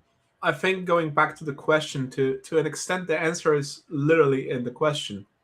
Because if LLMs are trained on specific sets of data, and for example, we have a series of known problems that are already solved, that are basically right now, if we could put them on worldly maps, they're commodities, or if we put them in Kinefin, they're basically in the clear context. Well, fantastic. That means that we can potentially utilize LLMs because we're literally having them as domain experts. They're reiterating a known problem or giving us angles on that problem. And I always look at it this way, that we have a business problem to solve. That business problem can be solved by potentially multiple business processes. Each business process can be implemented in multiple architectures. Each architecture can be solutioned and designed multiple ways. And then each design and solution can be implemented also in multiple ways, in multiple languages, frameworks, all the way down, right? That's basically a humongous tree structure, and it's on us to decide which path we're taking from that structure based on whatever tools we have, which is already an extremely difficult task. Because it's not predictable, because we don't know until it hits production and it's being used and it hits the real environment. It's a task that is basically non-deterministic in its sense. The determinism comes in code when we actually implement it and run it. Right. That's what's deterministic, because we see the output. Otherwise, it's non-deterministic, and it's going to be probably painful and problematic. So basically, if again to the title of the stream, where we need to basically move fast and break the right things, so we know, and break them as soon as possible. So hopefully on the level of the business idea, business problem, or on the level of business processes first, so that we don't go into those trees that are spanning for forever. If we narrow those the top parts, then it makes it a lot easier to go further. And given that I watched your talk recently while preparing for this conversation, I remember those squiggles forking in all directions, that lovely map of things. And then the other aspect of that variability coming into play is other units, other teams are also in the environment. So it's not just one path of variability going and forking. There are multiple paths of variability going and forking, and sometimes colliding, contradicting each other, etc. And it literally comes to governance at that point. Or lack of thereof. Like this is the thing, like, that interests me. A lot of stuff interests me, but one of the things that interests me the most, because the book is basically, it's like, how can we make everyone participating in this system as autonomous as possible, which is maybe the opposite of what you said, right? You need to, but and this is the challenge: how can you make people as autonomous as possible and give them the freedom to navigate that problem space and come up with the solutions that fit them best based on their constraints and no one else's, without sacrificing the coherence of the overall system? That's like, that to me is like a super interesting problem. And I think LLMs could be super helpful with that. LLMs could be super disruptive of that. It's very, there's a lot of open questions, right, for me still on this kind of stuff. And I think I'm very excited to see how people use this kind of new way of approaching things and stuff, to see the solutions that people come up with, because I mean, this is the second. I'm old enough to have worked in the dot-com boom. There was a load of stuff people thought would be possible and would happen. Like everyone thought that fridges there'd be a back door to your house and it would be the fridge, and then the fridge would dial home and someone would fill your fridge up, which doesn't really happen. So lots of things we all thought in 1999 were going to be a really big deal and the world was going to change. But some things did stick, right? Some stuff did change. Lots of kind of the things that did get invented there and it was very impossible to predict what things would stick and which things didn't. It's very interesting to me to see the things that will stick and that will change how we do things. It changed how I wrote software. It changed how people thought about software. It changed how people delivered software, like completely. And I'm interested to see what paradigms change when because there'll be some stuff that'll be will be very interesting. But I'm just not sure what those very interesting things are. So at the moment, At least not yet. I'm trying to stay up to speed with it enough so that when the interesting things do start happening, I'm able to understand them. At the moment, it's just, I think that's the core problem of the whole thing to keep up, at least in the areas that matter to us as experts in the field. And that's becoming also more and more difficult over time. But then on that note, I'm because I'm very much a researcher and I love to do research. I love to read old books and RFCs and all that. So reading RFC for XML, fascinating. Absolutely, absolutely interesting. Extremely interesting document compared to other things that I read. I read also for Jason as well. Completely different things, right? And if you're long enough in the profession, you start noticing cycles. Right. And how, and let's say an emergence. There's no such thing as an emergence, but basically something new popping up, how it disrupts things and begins a new cycle. We had a cycle with XML. Why was it created? To standardize communication between systems, basically, right? Then somebody came up with JSON because the cost of running XML front end to back end was too high. All the extra tokens, right? Very verbose, right? Which meant that they needed something lighter to communicate front end to back end, and suddenly JSON is used everywhere. Right. And then I look at it, it's like, why the freaking hell are we using JSON? That was a few years back. So basically, there was no open API spec. JSON schemas were not standardized well enough yet. You had no regular expressions, poor support for simple types at certain points. 100%. It was like, why the freaking hell are we using JSON in system-to-system communication where it's not supporting so many things that were already solved by XML? And we don't really care about that size of the message in system to system as much. Of course, if you're going to cloud and your paper message, that matters, but it's not that significant of a difference. It's still about nearly the same amount of money whether you write the same thing in JSON or XML. And then suddenly, people are rediscovering, we need validation, we need enumeration, we need regular expressions. And suddenly, all those things start to be available in open API specs. And I'm like, but these things were already solved years ago in XML. In XML 1.0, they were already there. Right? And now you see, like in LLMs, people are like, maybe JSON isn't the language for talking to LLMs. Maybe it's HTML. I'm just waiting for people to go, actually, HTML is just a markup language for the web, right? Like for display. What about XML, right? Or even like you can see it coming. You can see it coming back. I'm looking forward or not looking forward to wrestling with XML schema stuff and things. The hierarchy of XML schemas used to ruin my life on a regular basis. I loved it. For a change, I absolutely loved working with namespaces in XML and schemas and making them work to the benefit. They really made my life easy on any integration platform to build interchange contexts. they were great. With Yeah. JSON, I cannot. I could. Well, now I can potentially, because now JSON also supports namespaces, which wasn't a thing. Yeah. Which is a very new thing. Not that new, but new. Yeah. But earlier that was impossible to do, Yeah. right? Yeah. Then I'm looking at when you figure out namespaces in XML, suddenly you're like, oh, I understand all of this stuff. that starts to make sense, right? Yeah. And then I look at the developments over MCP.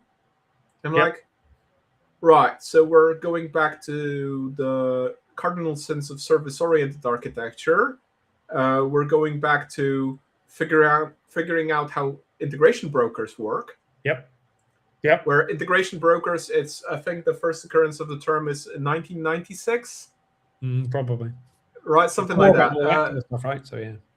So that's that, right? So we've had it for 30 years already figured out, and I'm like, maybe we should start teaching a little bit of history in computer science courses so that people actually can relate to things that worse. They don't go reinventing the wheel or breaking open doors. I think there's a whole series of talks which could be like things we used to know, but then we forgot. There's like you could have hundreds of talks, right? Because you're right. You speak to someone old enough, and they're like, "Yep, we definitely learned that lesson." And then like 10 years later, people are like, "I can't believe Andrew, let's make it a new series on this channel. Yeah, things that things that we forgot that we knew. Yeah, it's loads of them, right? And then you're just like, and I understand why. It's not because people are dumb, but like you say, like people have passed through the career, and then they're just like, and we're not, like you said, we're not great at the history. It's really interesting to me that there are some history books, like things like Where Wizards Stay Up Late, which is amazing about like how they write all of like the core protocols and stuff. That's like, you should find the thing for that. But, the one about the Xerox PARC, which is something about lightning, which is just like about how they worked at Xerox PARC and then how they all split up and ended up founding Adobe and all this kind of stuff. There's a few, but there should be way more. There's like, it's really interesting when you read about how people did all this kind of stuff. So yeah. And I've been recently pondering on this because I am preparing a talk with Mark Richards on these kind of historical aspects.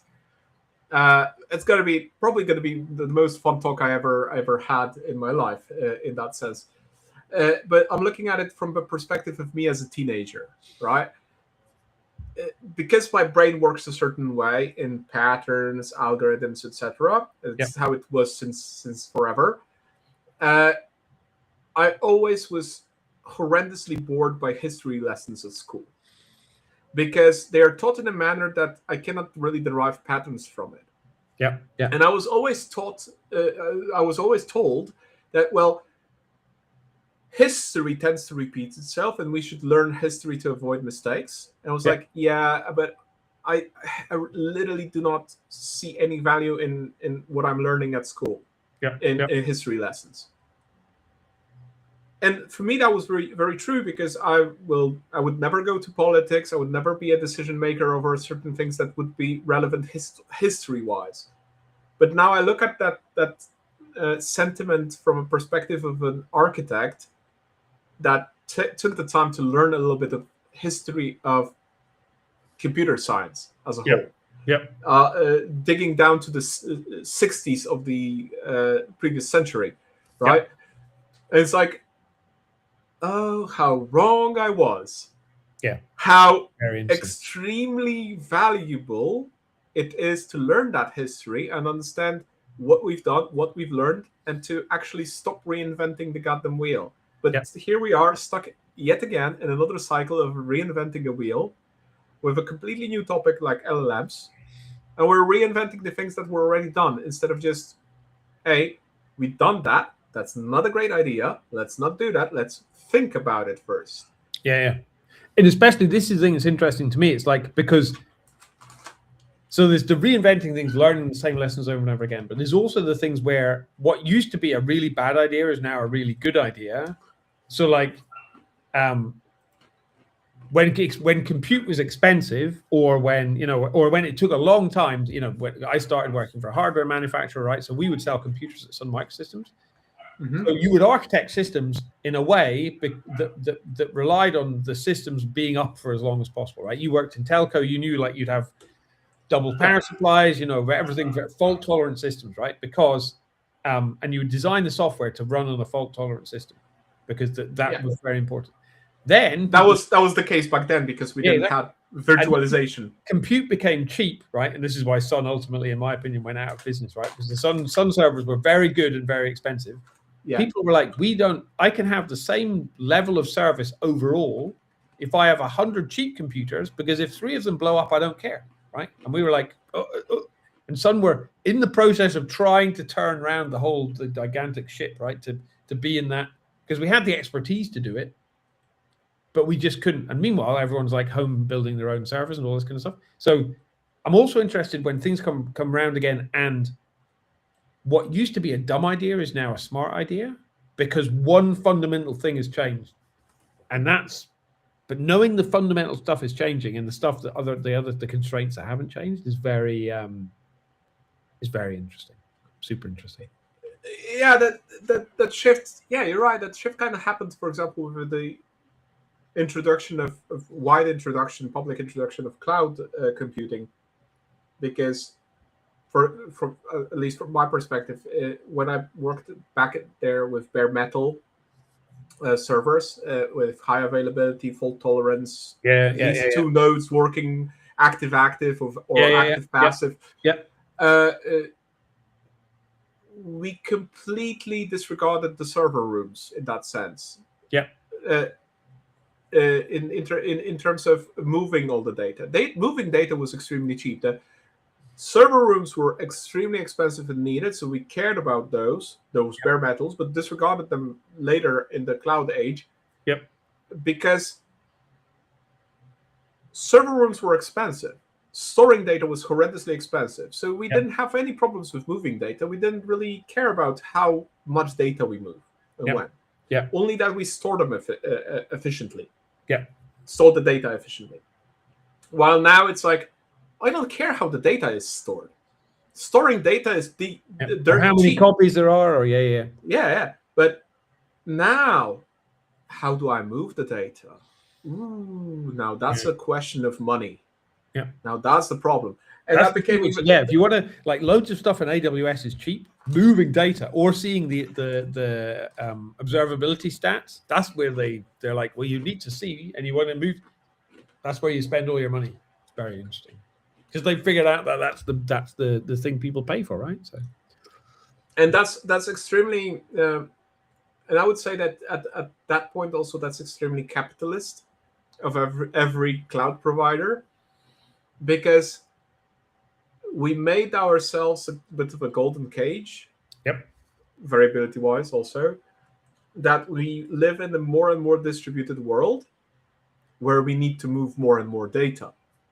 And we're consuming more and more data, because the average consumption per user of data, whatever that data may be, streaming, messages, emails, web pages, etc., is growing every year, right? So with the lovely clouds and how they're licensed and how they're billing us, well, we build ourselves a cage. We want to have a distributed world, fantastic, but now it costs to move the data, because we're more and more distributed, so the needs for moving data is more and more, so we need to pay more and more. And then we hear these lovely, like few years back, oh, Amazon is rolling back on microservices.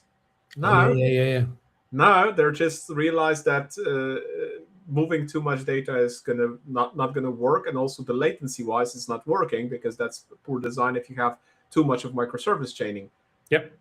But no, it's now a hype is in the other way. We're now going away from microservices, and now the amount of posts that are still going about social media, etc., about how you should go back to monolith instead of the microservices is like, it's funny.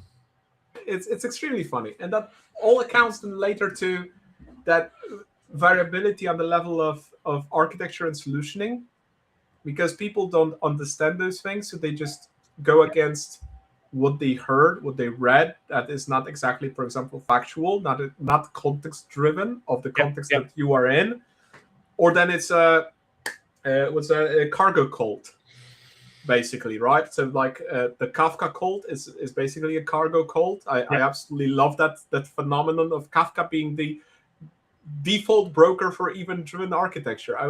I will argue to the death that you're taking a cannon to hit a fly and you're gonna miss. Yeah. But yes, but somebody held, oh, Kafka is great, we need to do Kafka. Or they just want to do Kafka because they want to have experience with Kafka, which is called resume-driven development. Yeah, see also Kubernetes, right, which is just the universal solution to everyone's problems. Yeah. Which is not, obviously, right?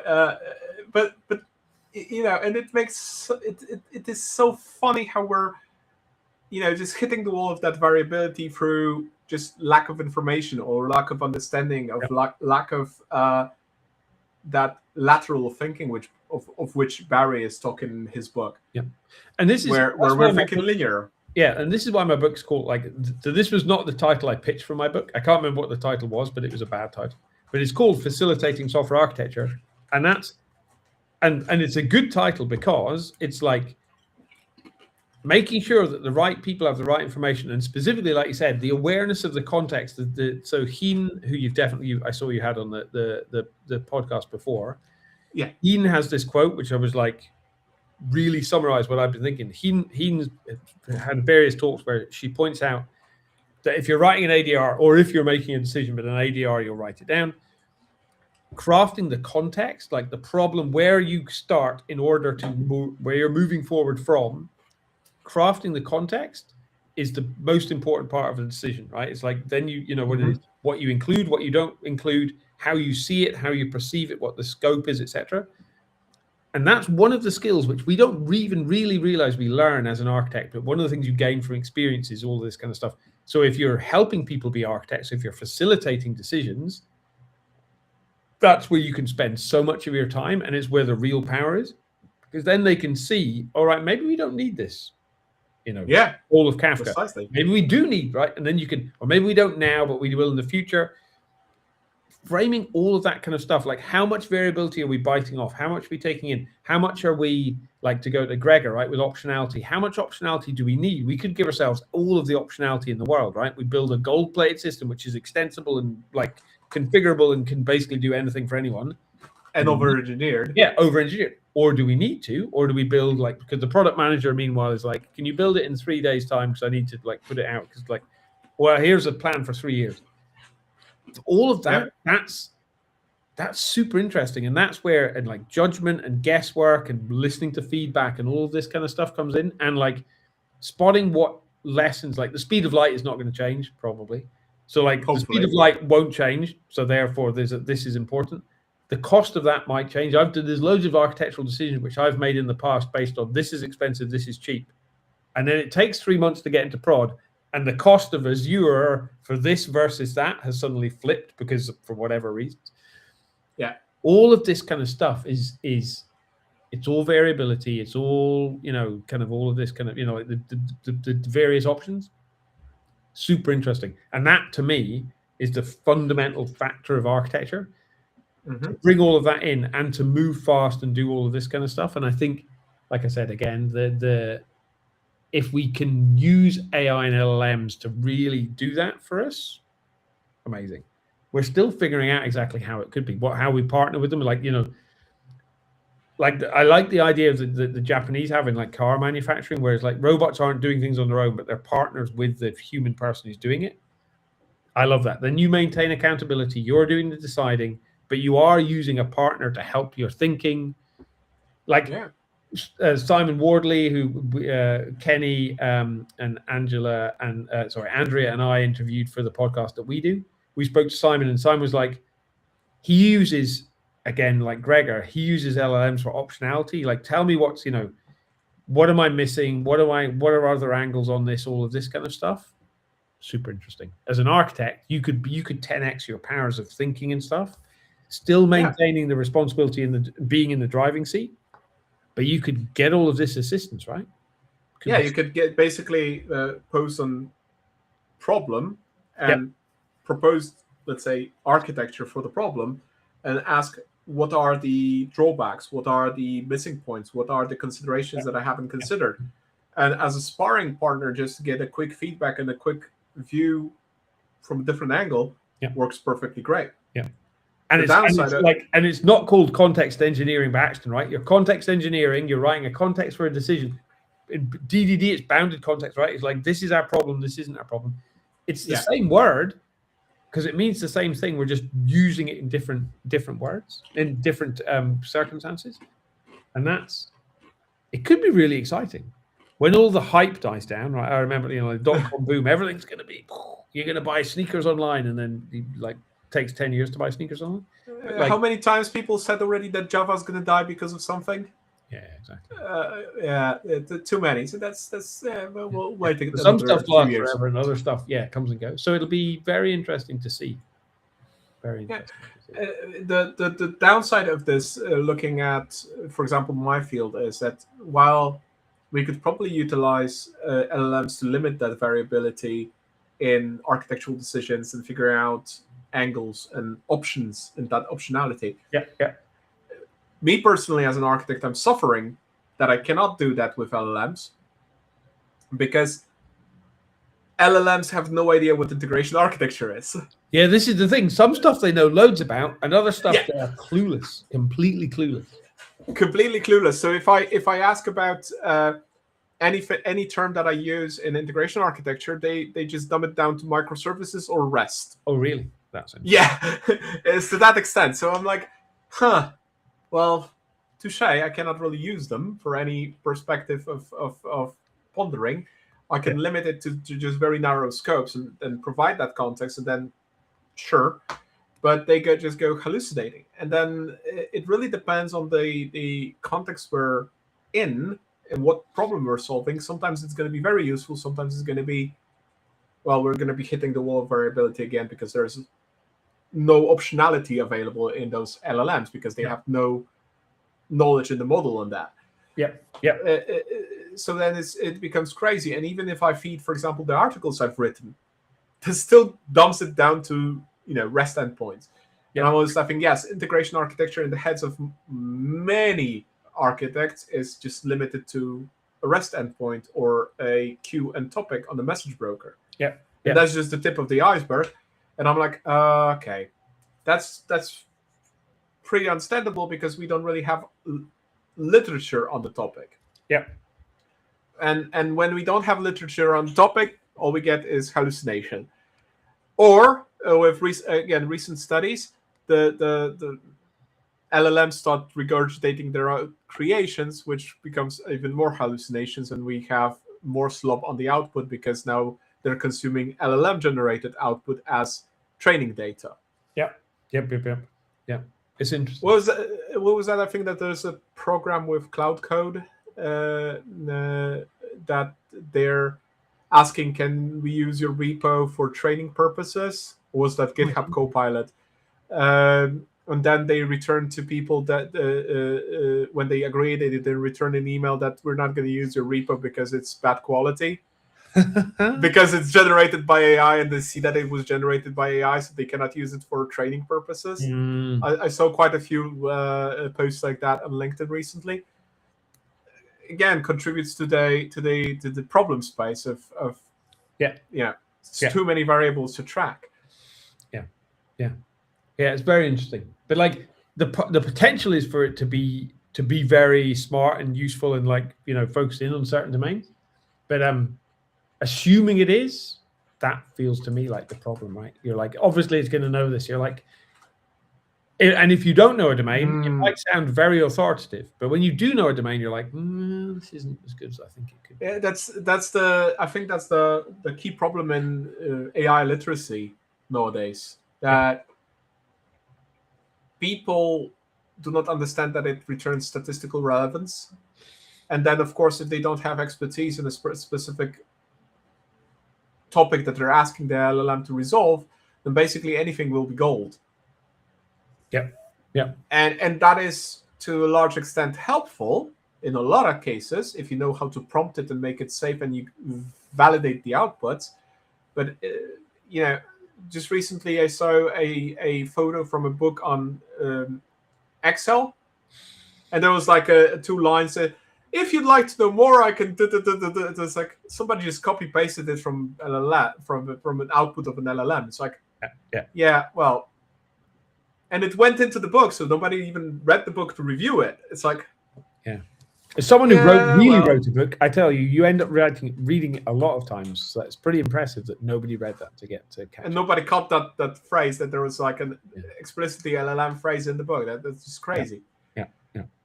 Yeah, that's true. But then again, wasn't there like that happens that happened a lot of times even without LLMs, right? Because I think there was a very very known case of somebody recording an audiobook for the 50 Shades of Grey. All right. And in the middle of the audiobook, there's I just cannot continue with this shit, and then continued reading, and that went into the original audio that was released to people, and people just had a laugh about it.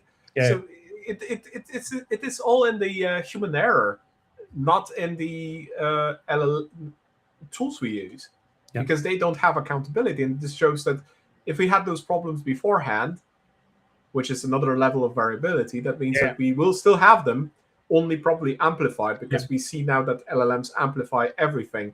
All that variability they have is basically humongously amplified. Yep. Yeah, it's the first hardest problem, right? To come back to the very beginning, the hardest problem is the human beings, right? We're still, and this is the irony.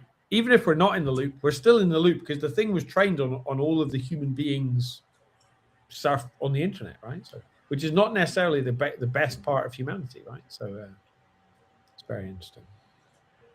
Yeah, that's probably one of the key problems. Okay, but Andrew, to slowly wrap it up, because we're literally 2 hours in, minus 2.5 minutes.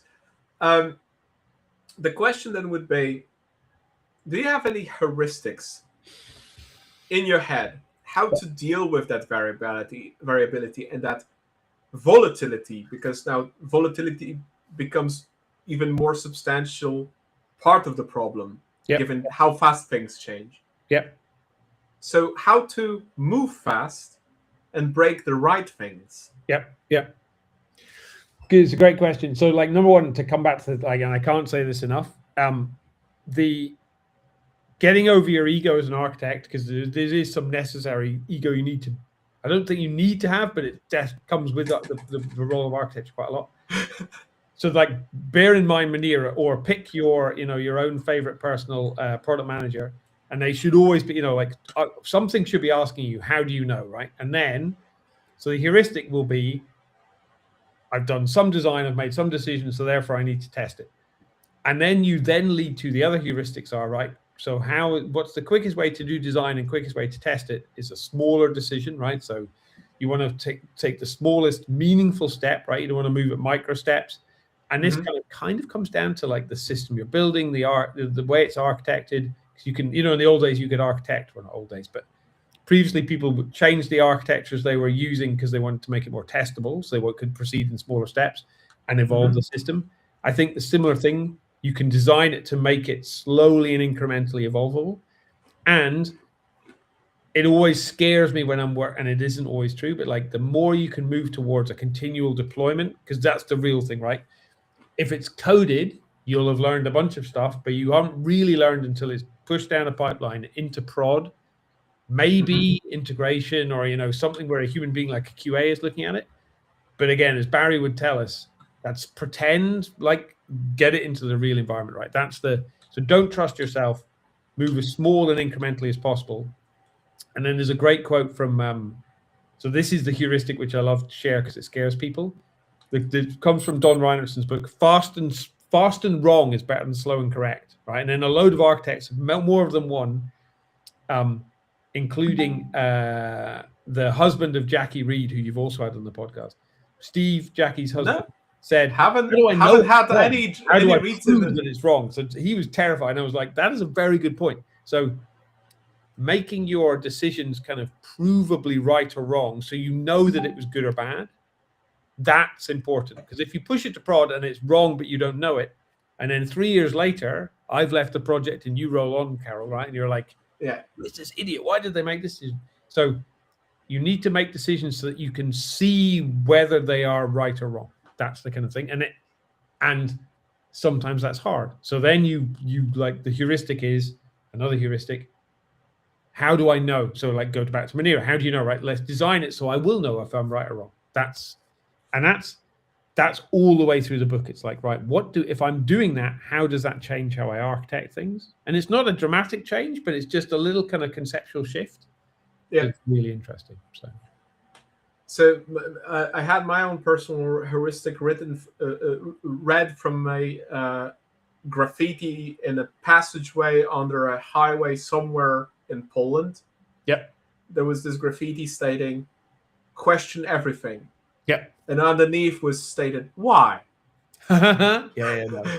I was like, and I look at variability in that sense that I always have this heuristic in the back of my mind to question everything and never trust assumptions, because of course I need to be as architects, we need to be comfortable to a certain extent with assumptions, because there's no way around making assumptions. It's the only way you make progress. Yep. Yeah, because otherwise we're going to be doing correct but slow, right? Yeah. Or slow but correct. Yeah. But if we question everything, and there are ways to question it, either again design-wise, stakeholder interviews, event storming, clashing those models. Yeah. Or literally crashing in production as fast as possible. Yep. And this is also questioning the assumptions in that sense. Yeah. So that kind of hits well, because that's very universal in that sense. But that's also universal for philosophy, whatever else. Cooking, right? It's like you don't know something is true. You just know that no one's proved it false. That's it, right? You can, evidence of what is it? Absence of evidence does not equal evidence of absence, right? So we believe this thing, and like, it's pretty likely to be true because we've done a lot of experiments and nobody has proven it wrong. But maybe something will come along and there'll be a more accurate, more fitting hypothesis. But that's how it works, right? So yeah, that reminds me of a story of one of the science clubs back in university. There were 20 people convinced that something cannot be done. Mm-hmm. Then came a new member, not having that heuristic baked into his brain. He went and did it. Yeah. Because he was not convinced by anybody that this cannot be done. He just, okay, I'm going to go do it. Yeah. And that's, I think that was about getting funding or something, but still. Yeah, that goes back to the other thing. It's like, assumptions are right until they stop being right. Something might change, and then suddenly an assumption is no longer correct, right? So then they just looked at it from a different perspective. They're like, right, you've made assumptions which think you can't be solved, but that assumption is now wrong if I look at it from this angle. Yeah. Super interesting. And that's exactly what Barry is pointing out, that basically we're building very structured, solid things in an environment that's very fluid and ever-changing. So if we do not iterate over architecture, if we do not revalidate our assumptions, we're not going to deliver anything of value in that sense. So that means that we need to literally move fast and break things, but we still need to know which things to break. And that's the difficult part.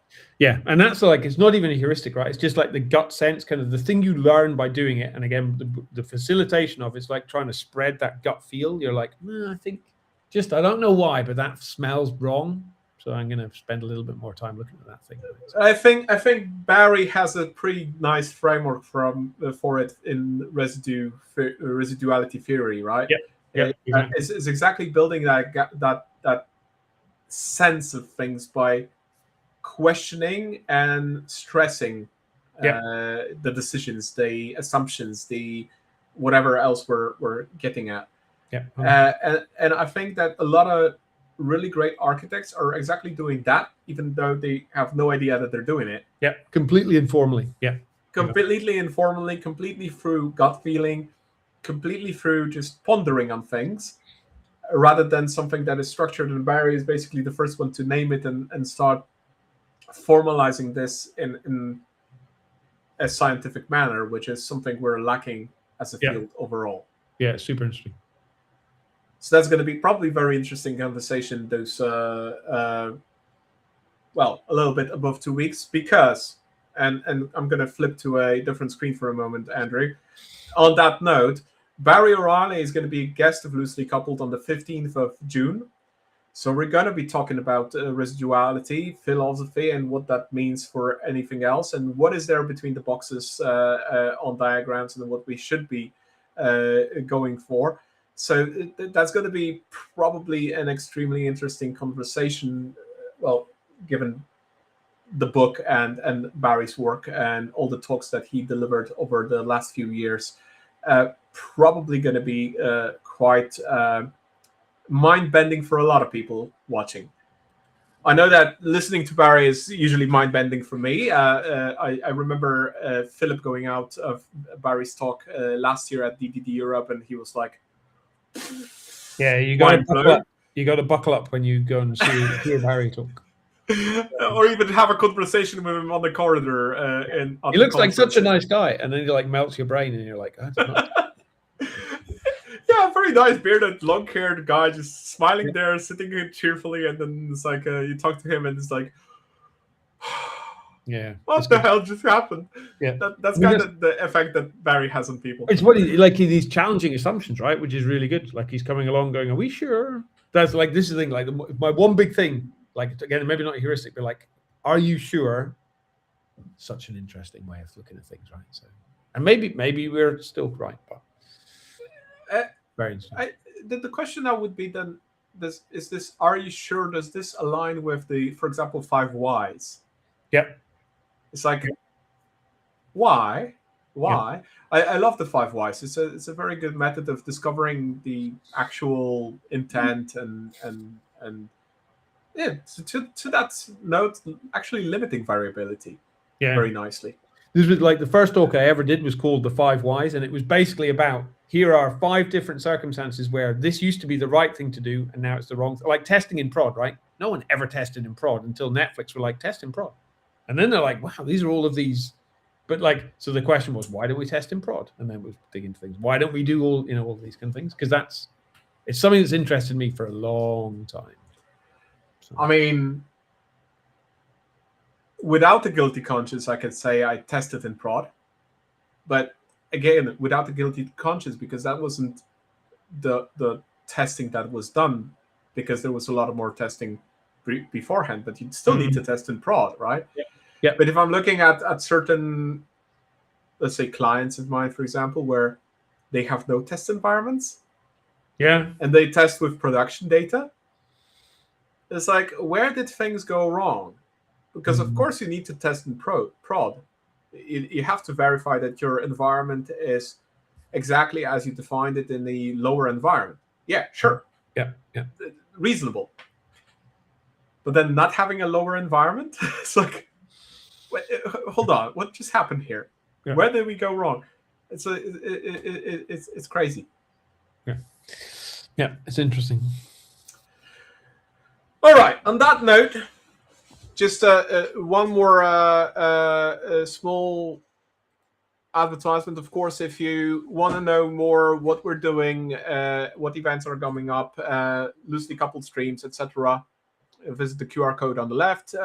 We are also running a course, Strategic Integration Design with DDD, facilitated through DDD Academy. So there's a waiting list in the QR code in the middle. And of course, if you're new to the channel, etc., please do subscribe. That always helps a little with the algorithms. But we're doing it for fun, not for the numbers. So if you don't want to, I don't really care. So Andrew, that said, that was a splendid conversation. Thank you. We should do it again. Yeah. Well, in a few weeks' time, hopefully in Antwerp, right? So. Oh yeah, in Antwerp we'll definitely have a beer and a nice conversation over the few days of the conference. Yep. Maybe some other time also in studio again. Yeah. Exactly. So thank you for joining this lovely group of people that was showcased in the beginning of the stream. So thank you to you too for joining the journey of bridging the gap. Yeah, as a speaker.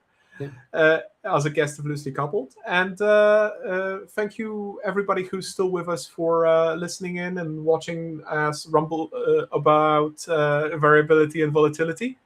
Hopefully that was an interesting conversation. That's it. Good night.